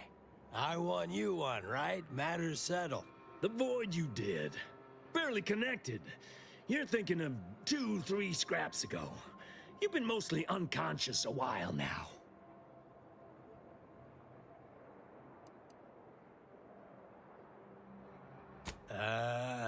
You used at least 2 words I ain't sure I know. And I already forgot the question. No? I think. You ought to talk to Boss Tilda. She's the brains in this... What does she call it? Oh, yeah. Quasi-illicit shenanigan. Doesn't like to look at us when we're all banged up. Said my face turned her off Borscht loaf. Anyhow, head down the hill along the fence. Tell her Mapother and Mudge sent you. This is truly a misbegotten settlement. Criminals are allowed to operate openly within it. Architect's mercy.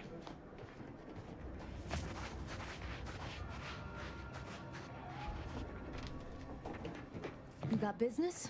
No? Move on.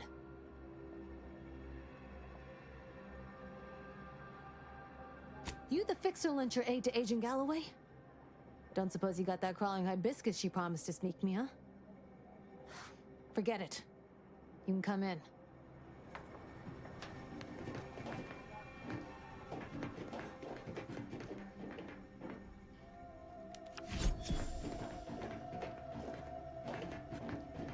Hello, hello. You're the one that aided us in availing Sub Rosa of a rather large shipment of Spectrum vodka, yes? Agent Galloway is slightly less trustful than most feral canids, so winning her over speaks volumes of your character. Consequently, I'm pleased to present you purchase access to my fine wares. It's fortunate you're no stranger to contraband.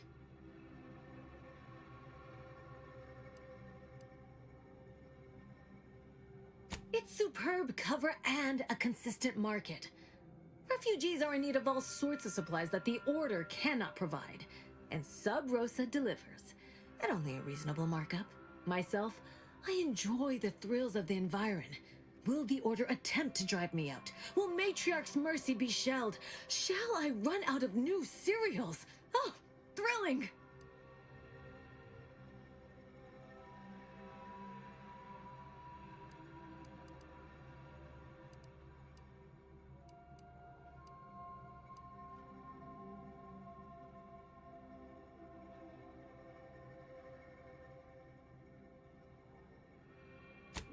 Yes. Obviously. I don't believe I ever implied otherwise.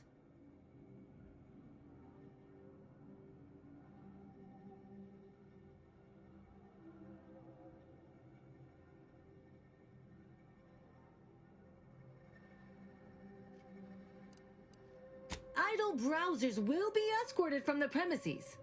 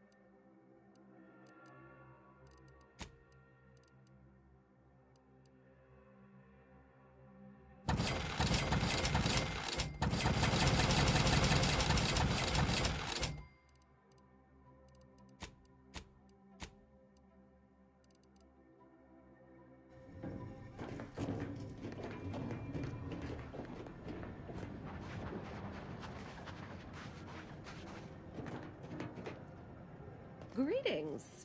What can I help you with? Let me guess. One of your co-occupants is always hanging up his or her britches in your corner of the yurt. Am I right? Or you're dealing with more of a stay off my palate or that's my air you're breathing sort of thing. Pray elucidate the exact nature of your tiff of contention.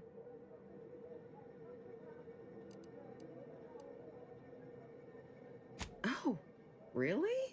Like they strung a few words together in a row and it all made sense?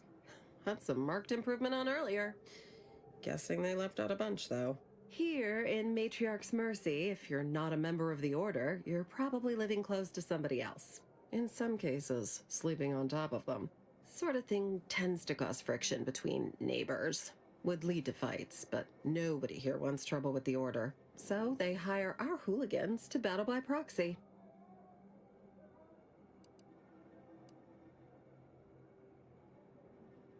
Half the time, people shy away at the first sight of blood. The other, that's what they're there for. We say whoever wins the fight wins the argument. But frankly, it's never anything of consequence, like, okay, hurrah! This guy gets back his mangy button. Now, how can I help you exactly?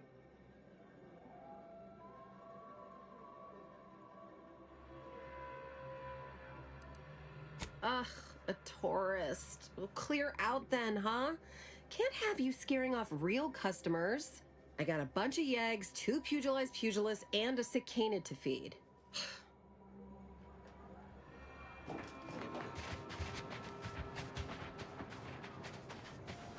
Look, your nose was just a stand-in for Noir Casas. Don't feel like no stand-in. Ruth Bassar is the first among equals of the Laureate Council. She will raise humanity. Apologies, outsider. As a vicar, I am usually tasked with guiding non-order lay people, such as yourself. Lately, the abbot has tasked me with the education of the refugees in our care. You are, of course, free to stay to be enlightened by my lecture, but I don't need an abacus to predict your path lies elsewhere.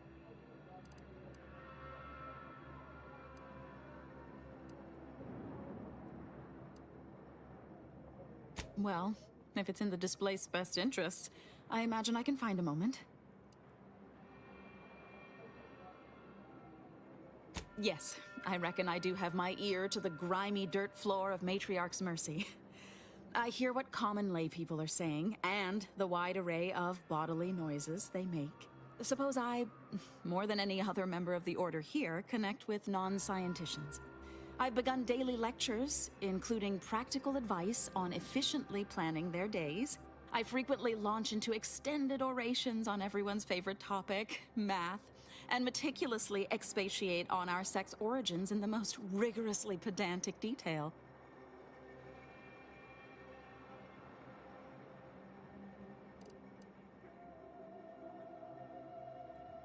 Oh, dear. I got ahead of myself, didn't I? That's an occupational hazard around here. As I'm sure you've read in recent dissertations doing the rounds, education has proven to have a 13.7% increase in overall quality of life. I am single-handedly making a difference here, with constructive pointers on efficient scheduling, lessons on order history, plus some mathematics for a little added razzle-dazzle.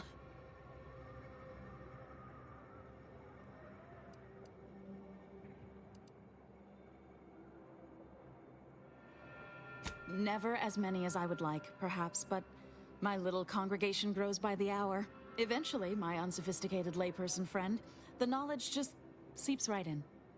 Give it a few years and they'll even be asking questions.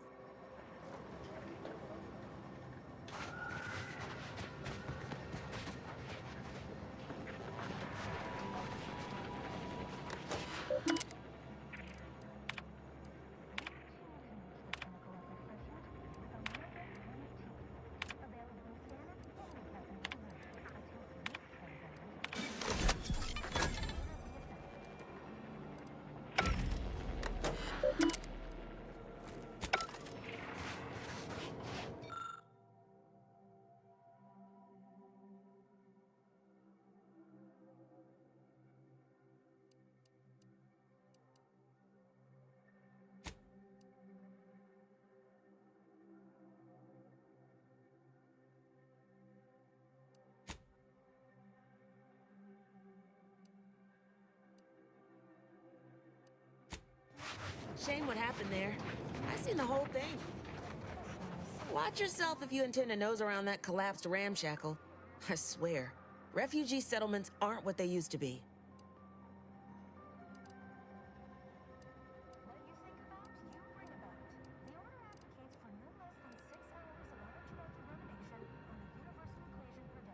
Yes, technically a hut is meant to be only one story. Because when you stack them, they tend to fall over. Happens a lot. People here need more room to breathe. Can't build in the walkways, can't set up in the exclusion zone. So they build up. Best they can, at least. Don't have proper building material or nothing. They just make do. After a while, the stacked up little huts they jury-rigged come tumbling down.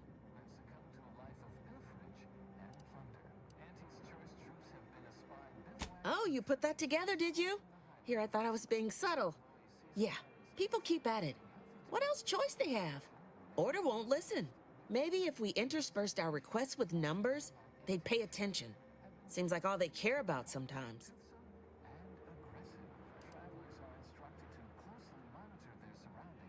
They're doing something, which is better than nothing, but not by much. Warnings are predicted to have a 14.7% higher chance of survival.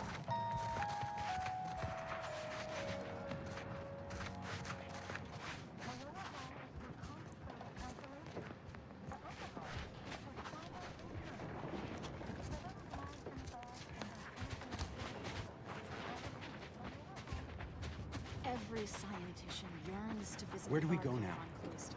What happened One to day, this place? it will process all. Matriarch's Mercy is no safer than the trenches. We're not going anywhere. Not on the basis of some half-baked prediction. Please, don't this distract me so-called from my Except for the fact that you ain't yelling and trying to eat me. I'd have pegged you as some sort of prosperous scrapper by the rough look you got about you. You do got a certain feral look in your eye, though. Okay. I give up. Tell me.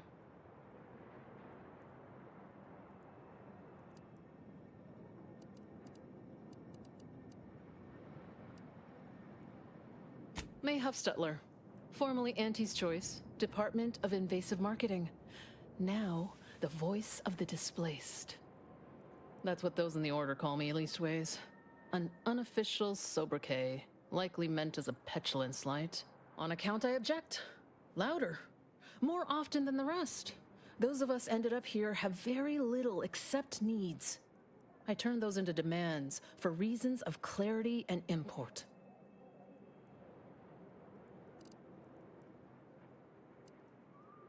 Though, admittedly, it's a difficult way to make friends. The Order's not exactly fond of me. Rabble-rousing doesn't align with their vision of a perfect universe. Happy as I am to make your acquaintance, I'm busy staking our claim over the exclusion zone, so if you'll excuse me.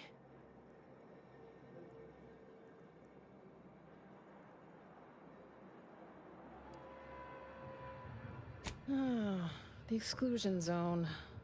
The Order has decided to keep us out thanks to some nebulous prediction of disaster. Screw their predictions. We have people, displaced by war and disaster, in sore need of space. There's plenty of room to house them.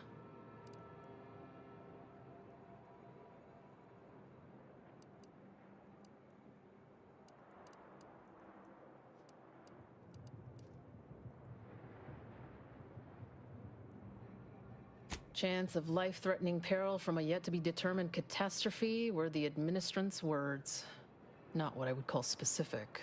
I honestly don't give the slightest whit about the Order's idea of math or whatever calculation tells them that a catastrophe may or may not occur.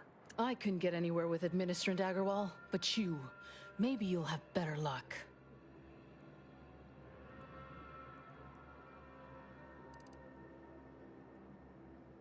Thanks, stranger. Maybe fate's on our side for a change. You can find Agarwal in the lift building, probably formulating another equation to get on my nerves.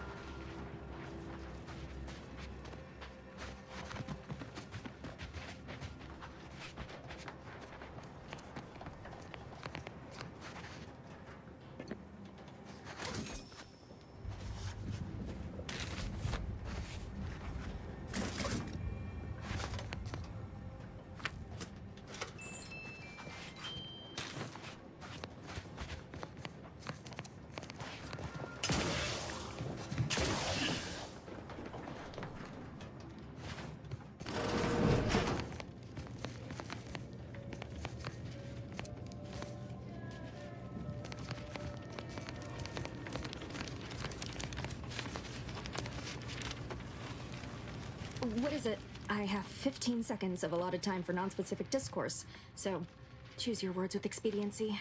Oh, don't tell me. You're here on behalf of the voice of the displaced, aren't you?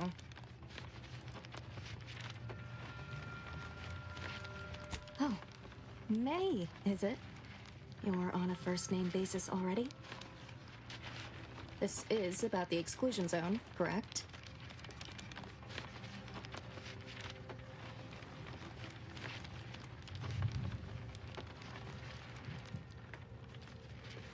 Or that it only that simple, but she ignores essential variables of the equation.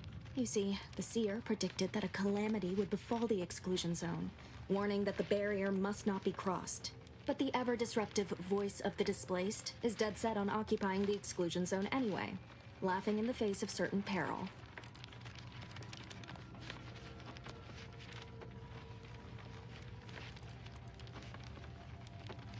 We don't know, and therein lies the frustration. The seer has augured death for anyone who enters the exclusion zone.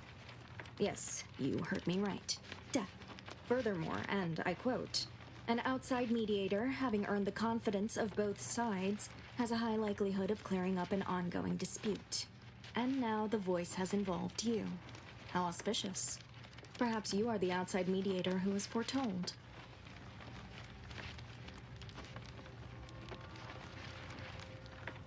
The first step is to familiarize yourself with every angle of the dispute. Talk to the people of Matriarch's Mercy. The displaced want the exclusion zone. We want it kept off limits. We can't both be right. With your seasoned perspective, perhaps the voice of the displaced will learn to listen. Any questions before you get started? I can tell you she's a rabble-rouser of the highest order. Still, she cleaves to her principles. That's something.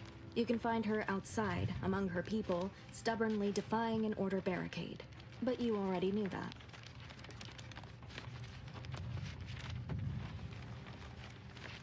Novice Seer Vicarage should have ample time to illuminate you on the Order's forecast modeling methods.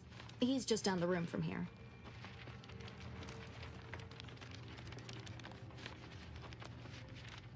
According to predictions, yes. Or at least, my interpretation of them. I am reasonably certain. More than usual, in fact. Many people around camp support or object to our methods. Speak to them, form your own opinion, and when you are ready, we will decide the fate of the exclusion zone. Scienticians around the settlement inform me you've made some inquiries. Good, good. Continue poking around further, though. You must earn both sides' trust, you know.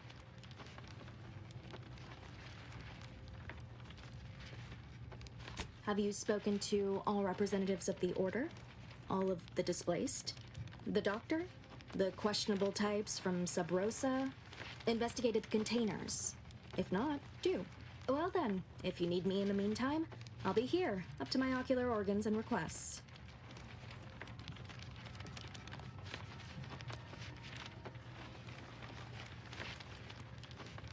Besides what I've already told you, to put it gently, disorganized, which is irregular for a group that prides itself on mathematical acumen. But with effort, patience, and collaboration, I am confident that Matriarch's Mercy will soon be a haven for the displaced.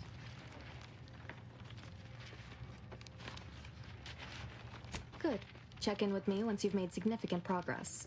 As with probability, there is an art to mediation, and it requires a well-rounded perspective.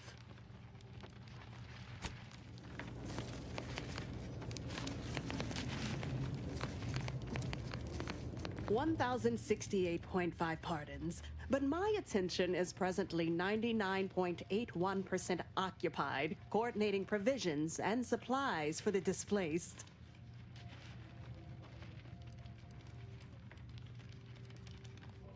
Well, if the Archivist said so, I suppose I can factor out a moment.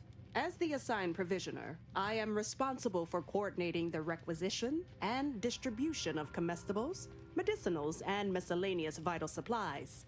The overwhelming majority of my time is dedicated to this, leaving only moments to see to the Order's needs in the settlement. But it is an effort I undertake with great relish. You may not have noticed, but the refugees do not want for food or medicine.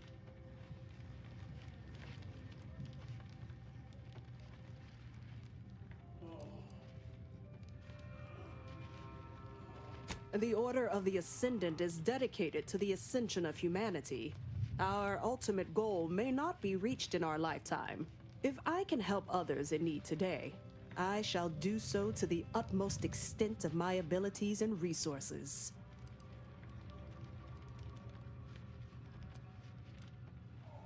With the great disruption that has occurred to their lives, one can hardly blame them. That they are fed and remain healthy is sufficient for me. Appreciate you respecting my time.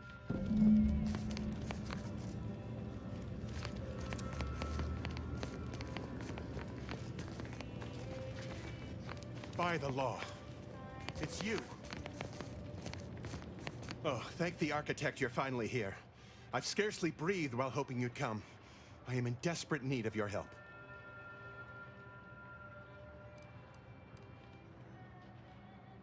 I can tend to your injuries, provided you have the bits to compensate me for my time and skill. We're short on everything, I'm afraid, including generosity. Many thanks. Now, hold still. You might experience some momentary discomfort. Right as rain. Now, will there be anything else? Where to begin? There are so many sick and wounded in Matriarch's Mercy, and I have but 2 imperfect hands. I am but a humble general practitioner. What I really need are specialists, and the seer predicted an outsider would find them.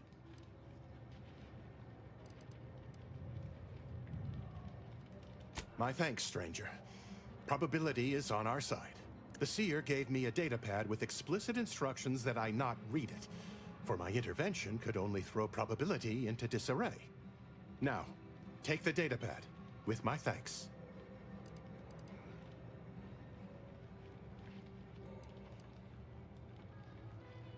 As a doctor, I'm appalled. We don't have enough beds or private quarters to separate people, so sickness is blazing an unhappy trail through the refugees. Of course, the Order keeps us well supplied with meds, but things will get worse as long as we're overcrowded. Yes, I can treat sickness as it arises. It would be leagues better to prevent it entirely. That means space to spread out. Since you asked, you can run this medicine to Horst Lambing. Just don't shake the man's hand. He has a habit of coughing into his palm when he covers it at all. Since you aren't a refugee, I hope you understand that I cannot offer my goods free of charge, but my prices are fair.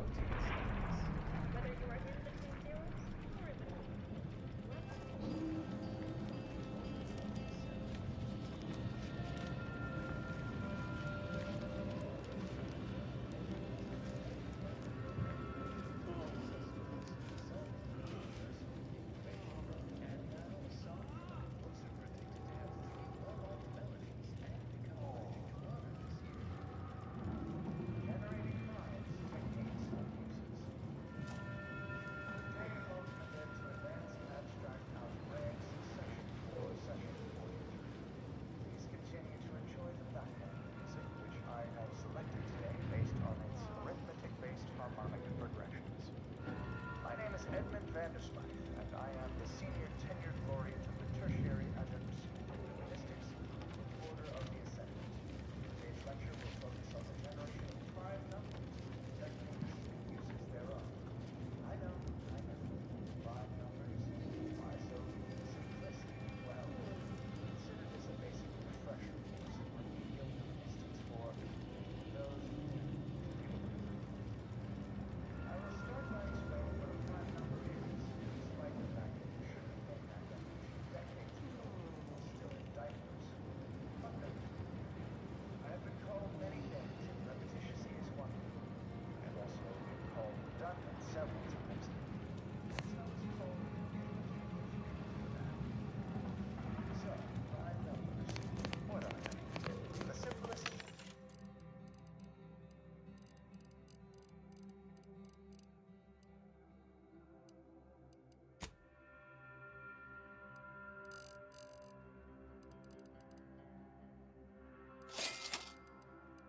Lifting. Almost a set. Redundant.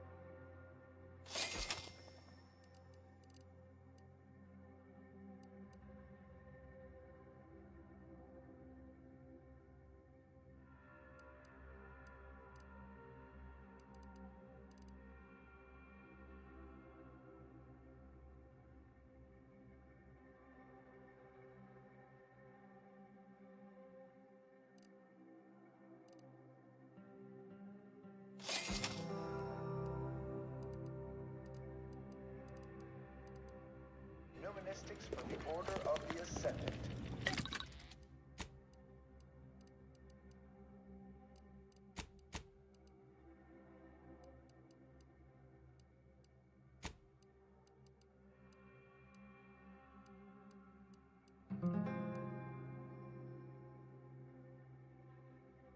Transplant.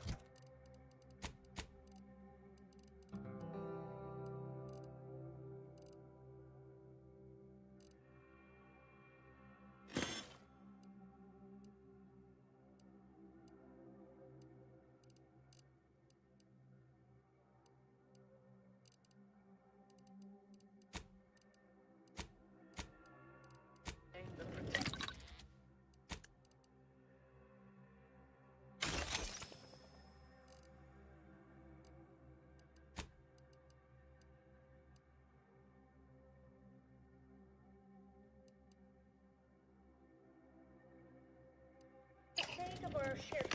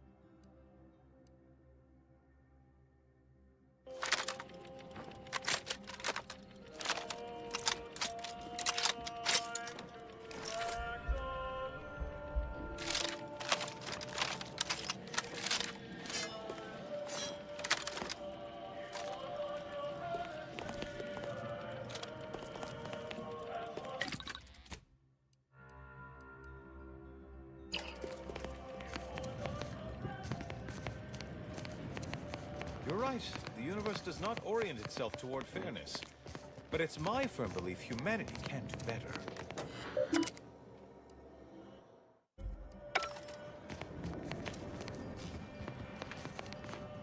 Happy to chat for 0.07 seconds. Oh, time's up. Bye.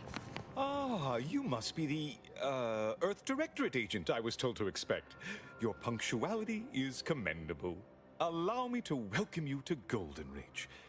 I'm afraid I've no refreshments available, but can I interest you in a customary debate over decidability?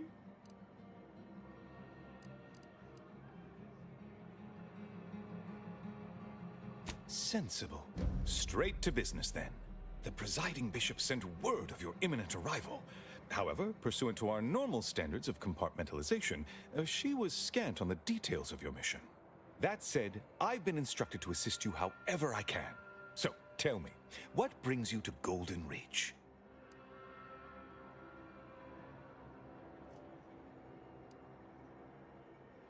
Victor? Oh, yes, Archivist Clemens. Quite the mind. Such encyclopedic knowledge of engineering.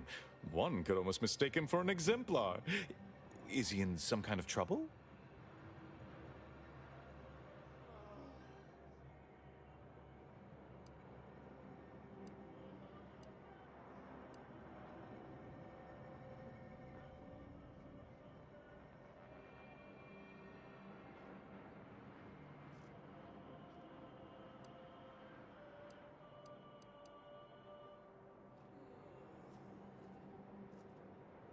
Victor Clemens, some kind of radical.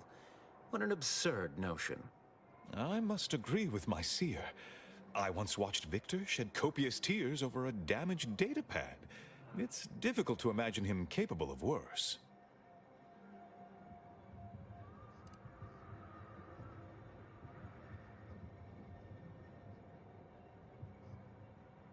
And that may well be true.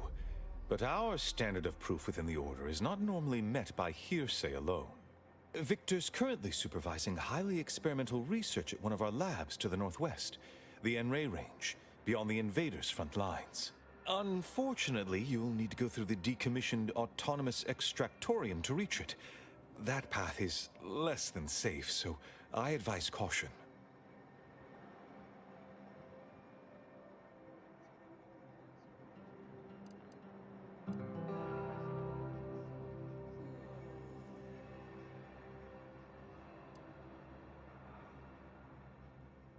Besides the highly caustic Uranium River and the Mantisaurs, we've also received reports of mad cultists in the area. It does make me wonder why Victor decided to stay.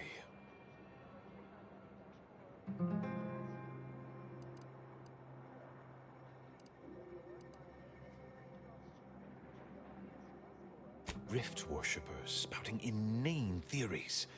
They began showing up prior to the invasion.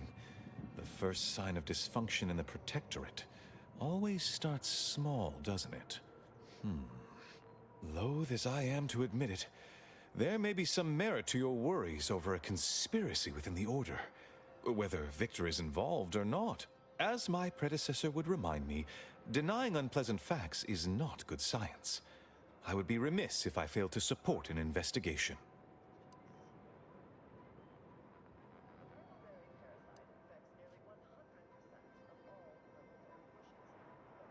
No doubt you heard of the recent attack launched on that Auntie's Choice base, Outpost Opportunity. It came from one of our facilities, the Zeranium Manufactory. But that facility is intended for research, not military action. I hate thinking an Order member responsible, but given the precision of the attack, it does suggest traitors in our midst. It would undoubtedly benefit both of us to root them out. Respectfully, Scholar, given current tensions, should we really be trusting such a delicate task to this stranger? Would an internal review of our ranks not be more appropriate?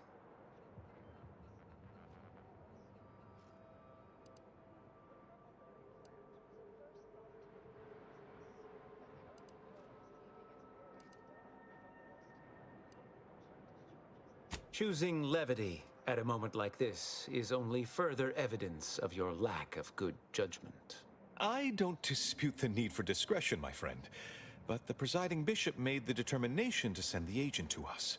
It's best we trust her calculations. Moreover, our situation is growing increasingly dire.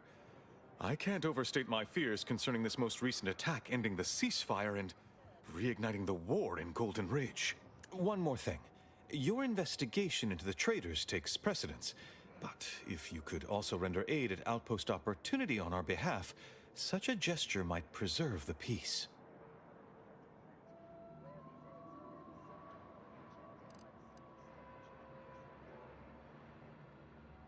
I knew I could rely upon you. Ruth wouldn't have sent you otherwise. Here, take this writ of investigative inquiry. It'll grant you access to the manufactory. Seer Wiley and I will conduct our own inquest into these traitors you've mentioned erstwhile. We can compare notes once you've returned with your findings.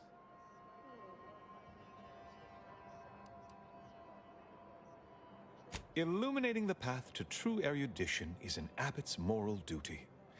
Whatever I can tell you, I will. A calling for those with a greater than average talent for mathematics and computation, particularly in the field of predictive analysis.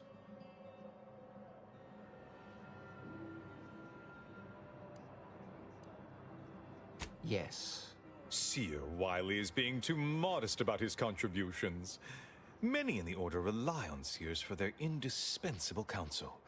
I myself would be lost without mine.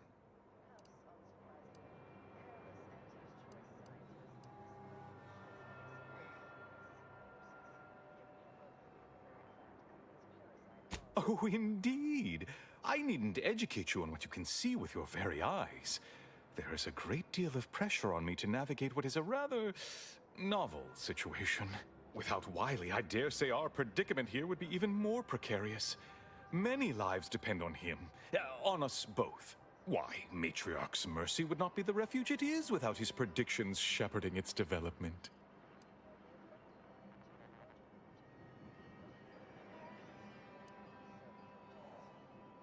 Both, I should hope. We've been collaborating for many years, and, plan willing, for many more to come. Especially given how very uncertain life in the colony has become.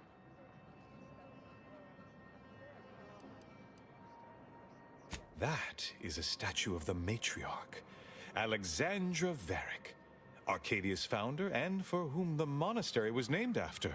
Regrettably, Alexandra Monastery is closed to non-order members at the moment, given recent troubles. But perhaps Seer Wiley can give us an estimation of its reopening. Oh, certainly. According to my calculations, the monastery will be accessible to certain members of the public shortly. Ha! Good news indeed. Oh, you really must visit. The observatory is a true sight to behold.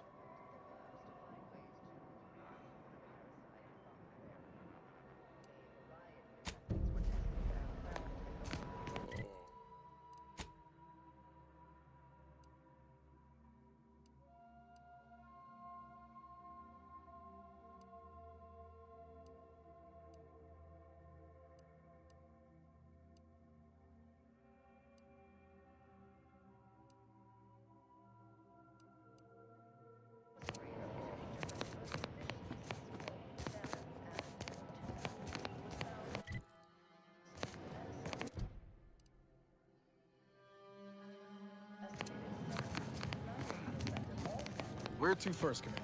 Henry Range, Zeranium Manufactory, or Outpost Opportunity? Where do we go now? Another refugee camp? Another colony? Are you going to be a problem? I suppose I can give you the time of day. Vexing. We're at the mercy of the Order, and the Order is at the mercy of their predictions. Not to insult our gracious hosts, but these people don't wipe themselves unless an equation tells them to.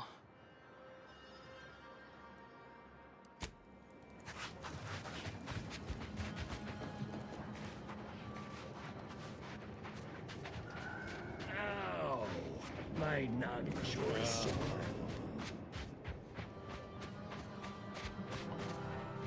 Go on, get out of here. Scram. Sub Rosa thanks you for your patronage. What fine contraband might I supply you with this day?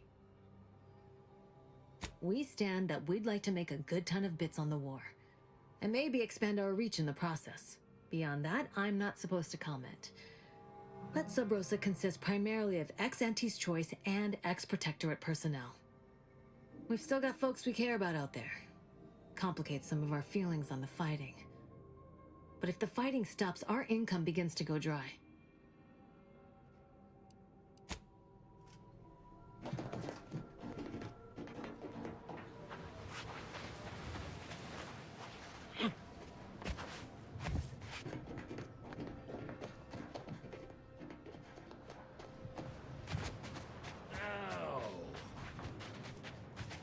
Welcome!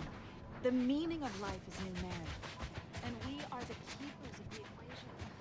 Go on. You take care now. You hear? Some people think soup doesn't qualify as The a meal. Protectorate have only Those been people told are a incorrect watered-down and definition rude. of order philosophy. Wait. Don't tell me you're one of those drones from Auntie's Choice. Easy, friend. We're all in this together. You just keep your distance. Sorry, I'm all out of throat lozenges. I'll try not to sneeze on you, but no promises.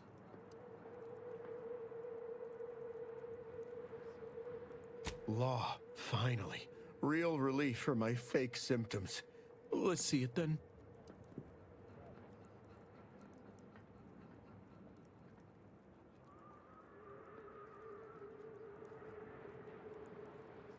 Well, ain't this healthcare in a nutshell? If it's bits you want, you can partake of what I scrounged together on account of folks taking pity on me. You have my gratitude, stranger.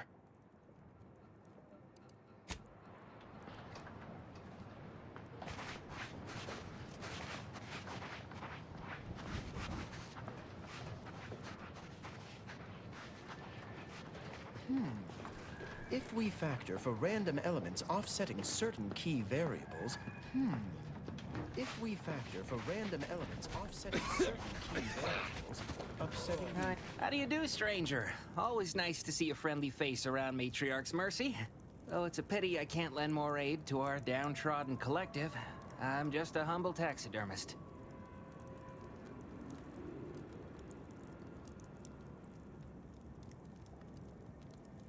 What?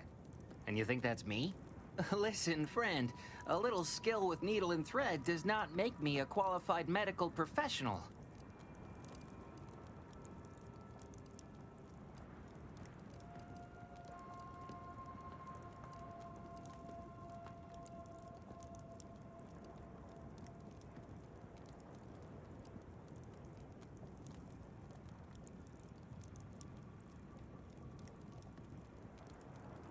Clearly, you don't suffer from imposter syndrome. Have it your way, then. I know when I'm being voluntold. But you better make it worth my while. Before I agree to anything, I need sprat corpses. Several. And no victims of violence, please. My art depends on the quality of the sleeve.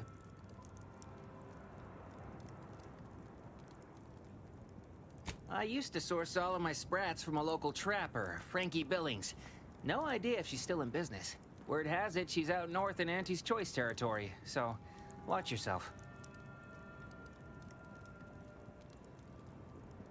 Fresh being the operative word. My thanks, stranger.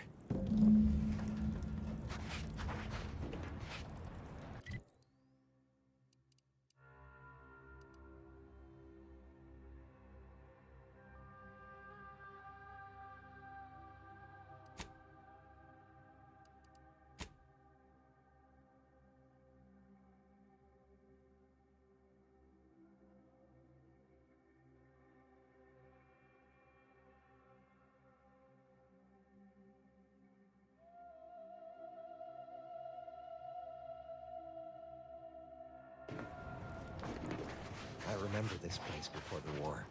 Do you believe Arcadia shall ever return to how it was? I wish. Keep your behavior with Invaders. acceptable Order threat. defecting?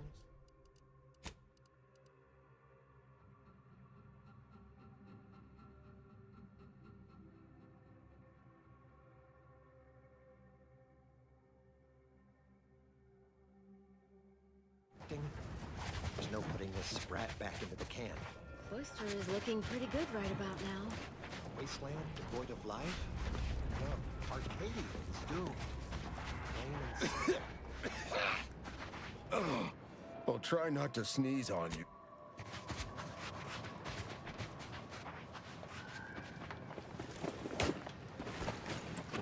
Mind your truth table P's and Q's now. The paradigm is a self-centered derivative take on the ground.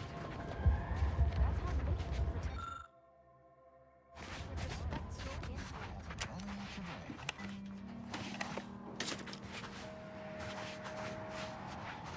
You are a necessary part of the plan. Therefore, you need to be part of the Order of the Ascendant. Drop by our predictory today. Find out how. Go on. You take care now. Here?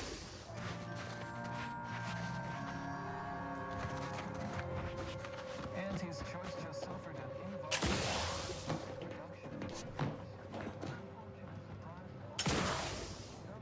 Since the schism, the Protectorate have rewritten history to exclude from teachings. My noggin sure is so bad. What happened? Where do we go? What happened to this place?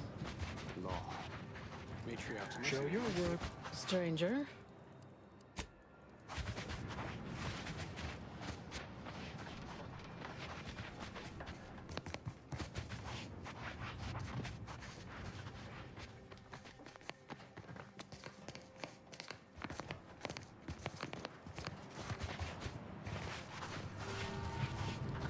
It seems the Order was unprepared to receive refugees in the sheer numbers they have.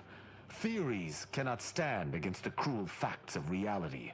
But it is the refugees that arrest my attention more than their would-be handlers. Any who leave the Protectorate fold deserve punishment.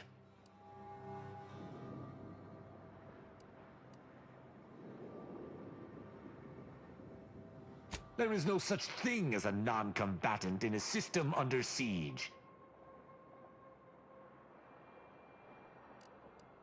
The Protectorate has failed no one. These current circumstances are unprecedented. A loyal subject would understand that.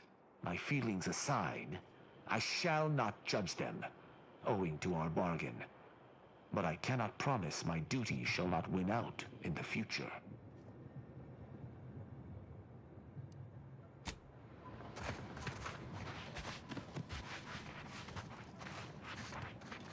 No offense to Val, but it's real nice having someone watching my back who ain't in constant need of recalibration. Anyway, need something, Commander?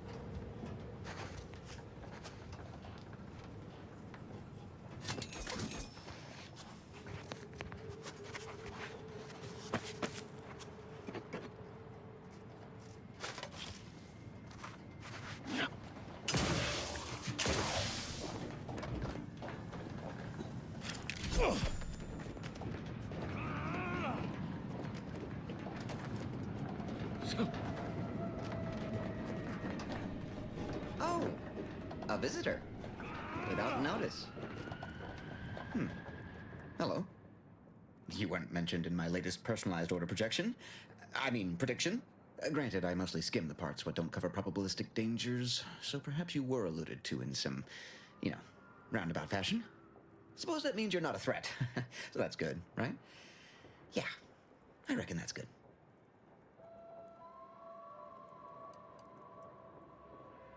I'll say, I try not to make any big plans until I consult my latest POP. First time I got a POP, it was on a lark. It said, Rolo Nast, our seer has predicted you must wear a helmet today. I borrowed one, as a laugh. Everybody ribbed me about it.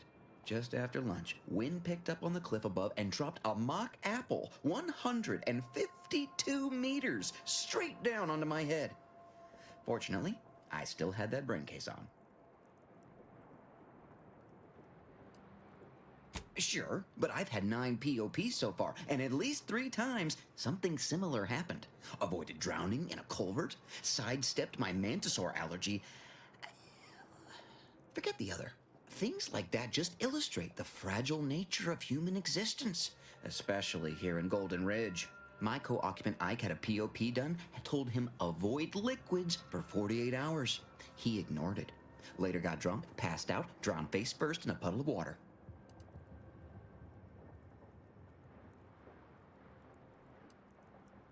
You did catch the part I said they saved my life, right? I think alive is a notable improvement on dead. That's something you can take to the bank, you know? Figuratively speaking. I don't know why the other displaced have been so slow to take to them. But I'm not complaining too loud. Waited for my latest POPs long enough already.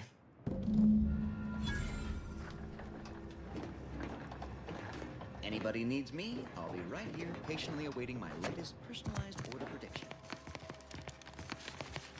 My time is yours, for now.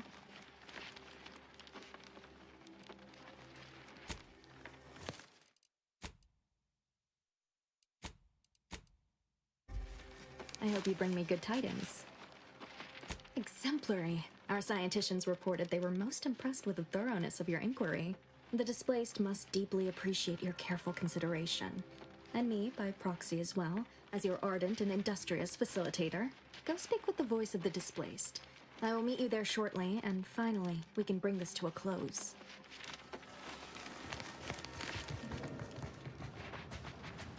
Where do we go now?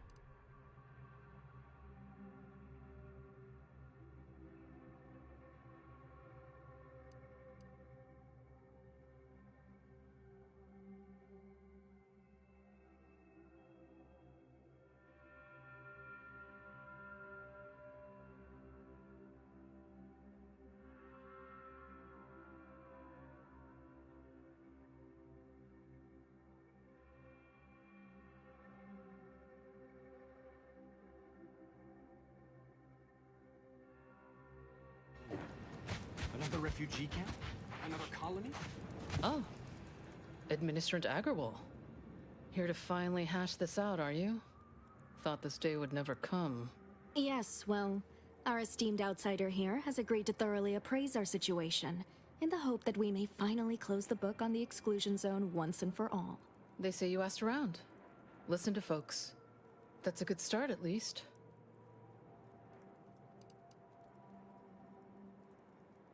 The seer predicted imminent danger to the exclusion zone. In the interest of safety, the displaced must leave.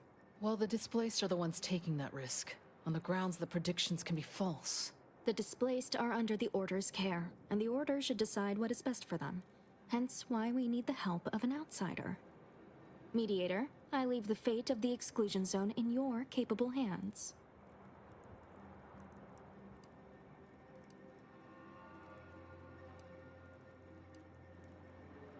Speak on, then.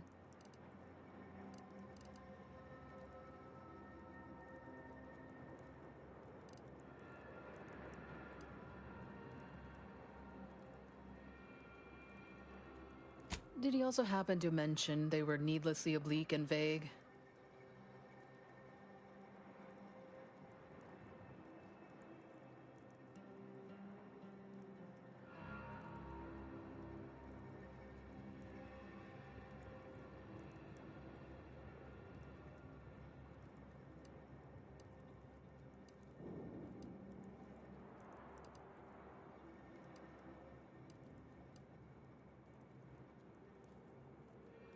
But our predictions are given to inform and protect, not to frighten.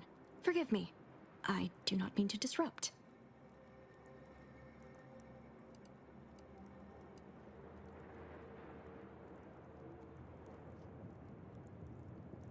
You mean that missionary type who's always talking at everybody instead of to them?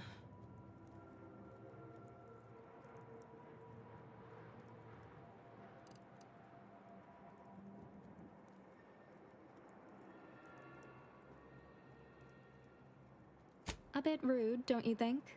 But since this mediation was foretold, I will not dispute your findings.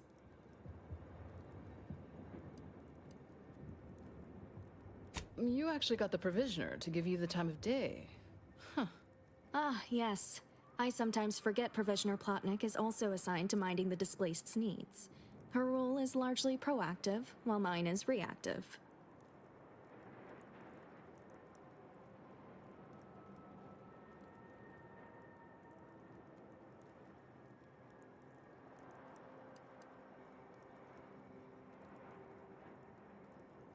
If the Provisioner's booked up, I say redeploy another egghead at the matter. It's less of an issue of personnel as it is of safety. Contrary to your assumptions, we do care about your collective and individual well-being.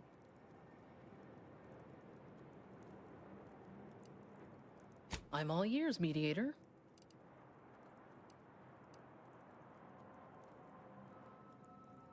The what now? When grievances between the displaced approach fisticuffs, we hire Sub Rosa hooligans to duke things out for us. That is unquantifiably absurd, and I don't see how moving into the exclusion zone will help.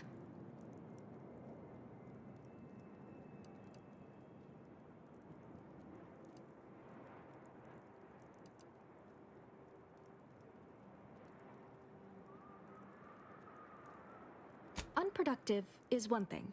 Paid Donnybrooks with surrogate fighters is... well, I'm at a loss for an applicative metaphor to describe it.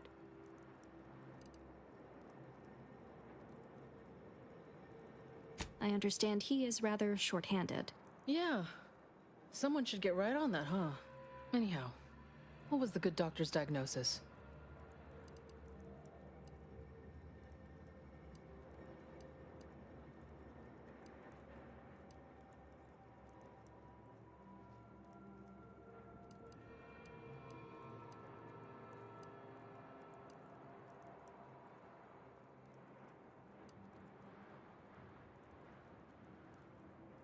At Auntie's Choice, we'd view this from a lens of how sickness undercuts productivity.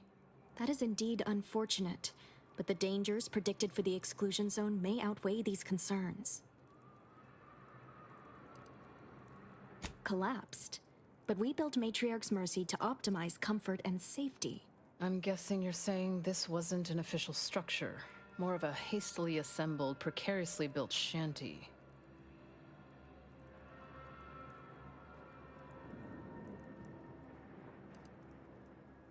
People are struggling to make do with what they have. If we had the exclusion zone, this wouldn't be a problem. I'm aghast these structures weren't built following established order construction guidelines. By my calculations, you've explored this topic from every conceivable angle. Admirable work, Mediator. I suspect that your sympathies lie with the displaced. Unfortunate if true, but I leave the decision in your capable hands.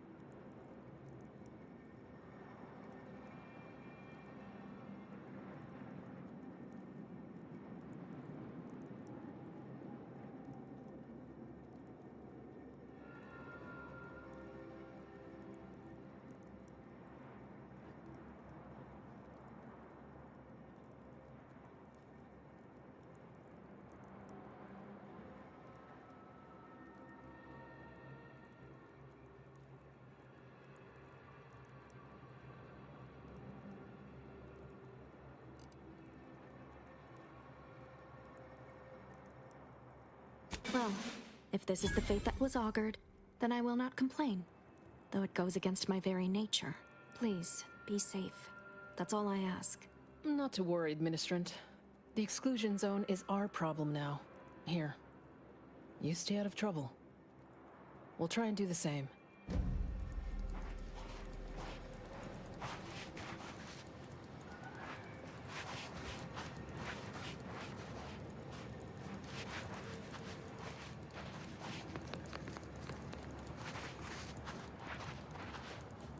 Thanks again, stranger. The Order won't scare us off that easily.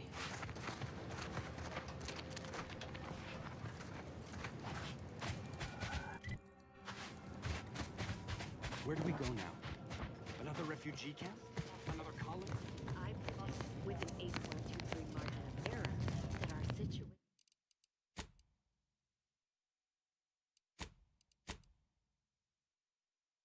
situation will improve.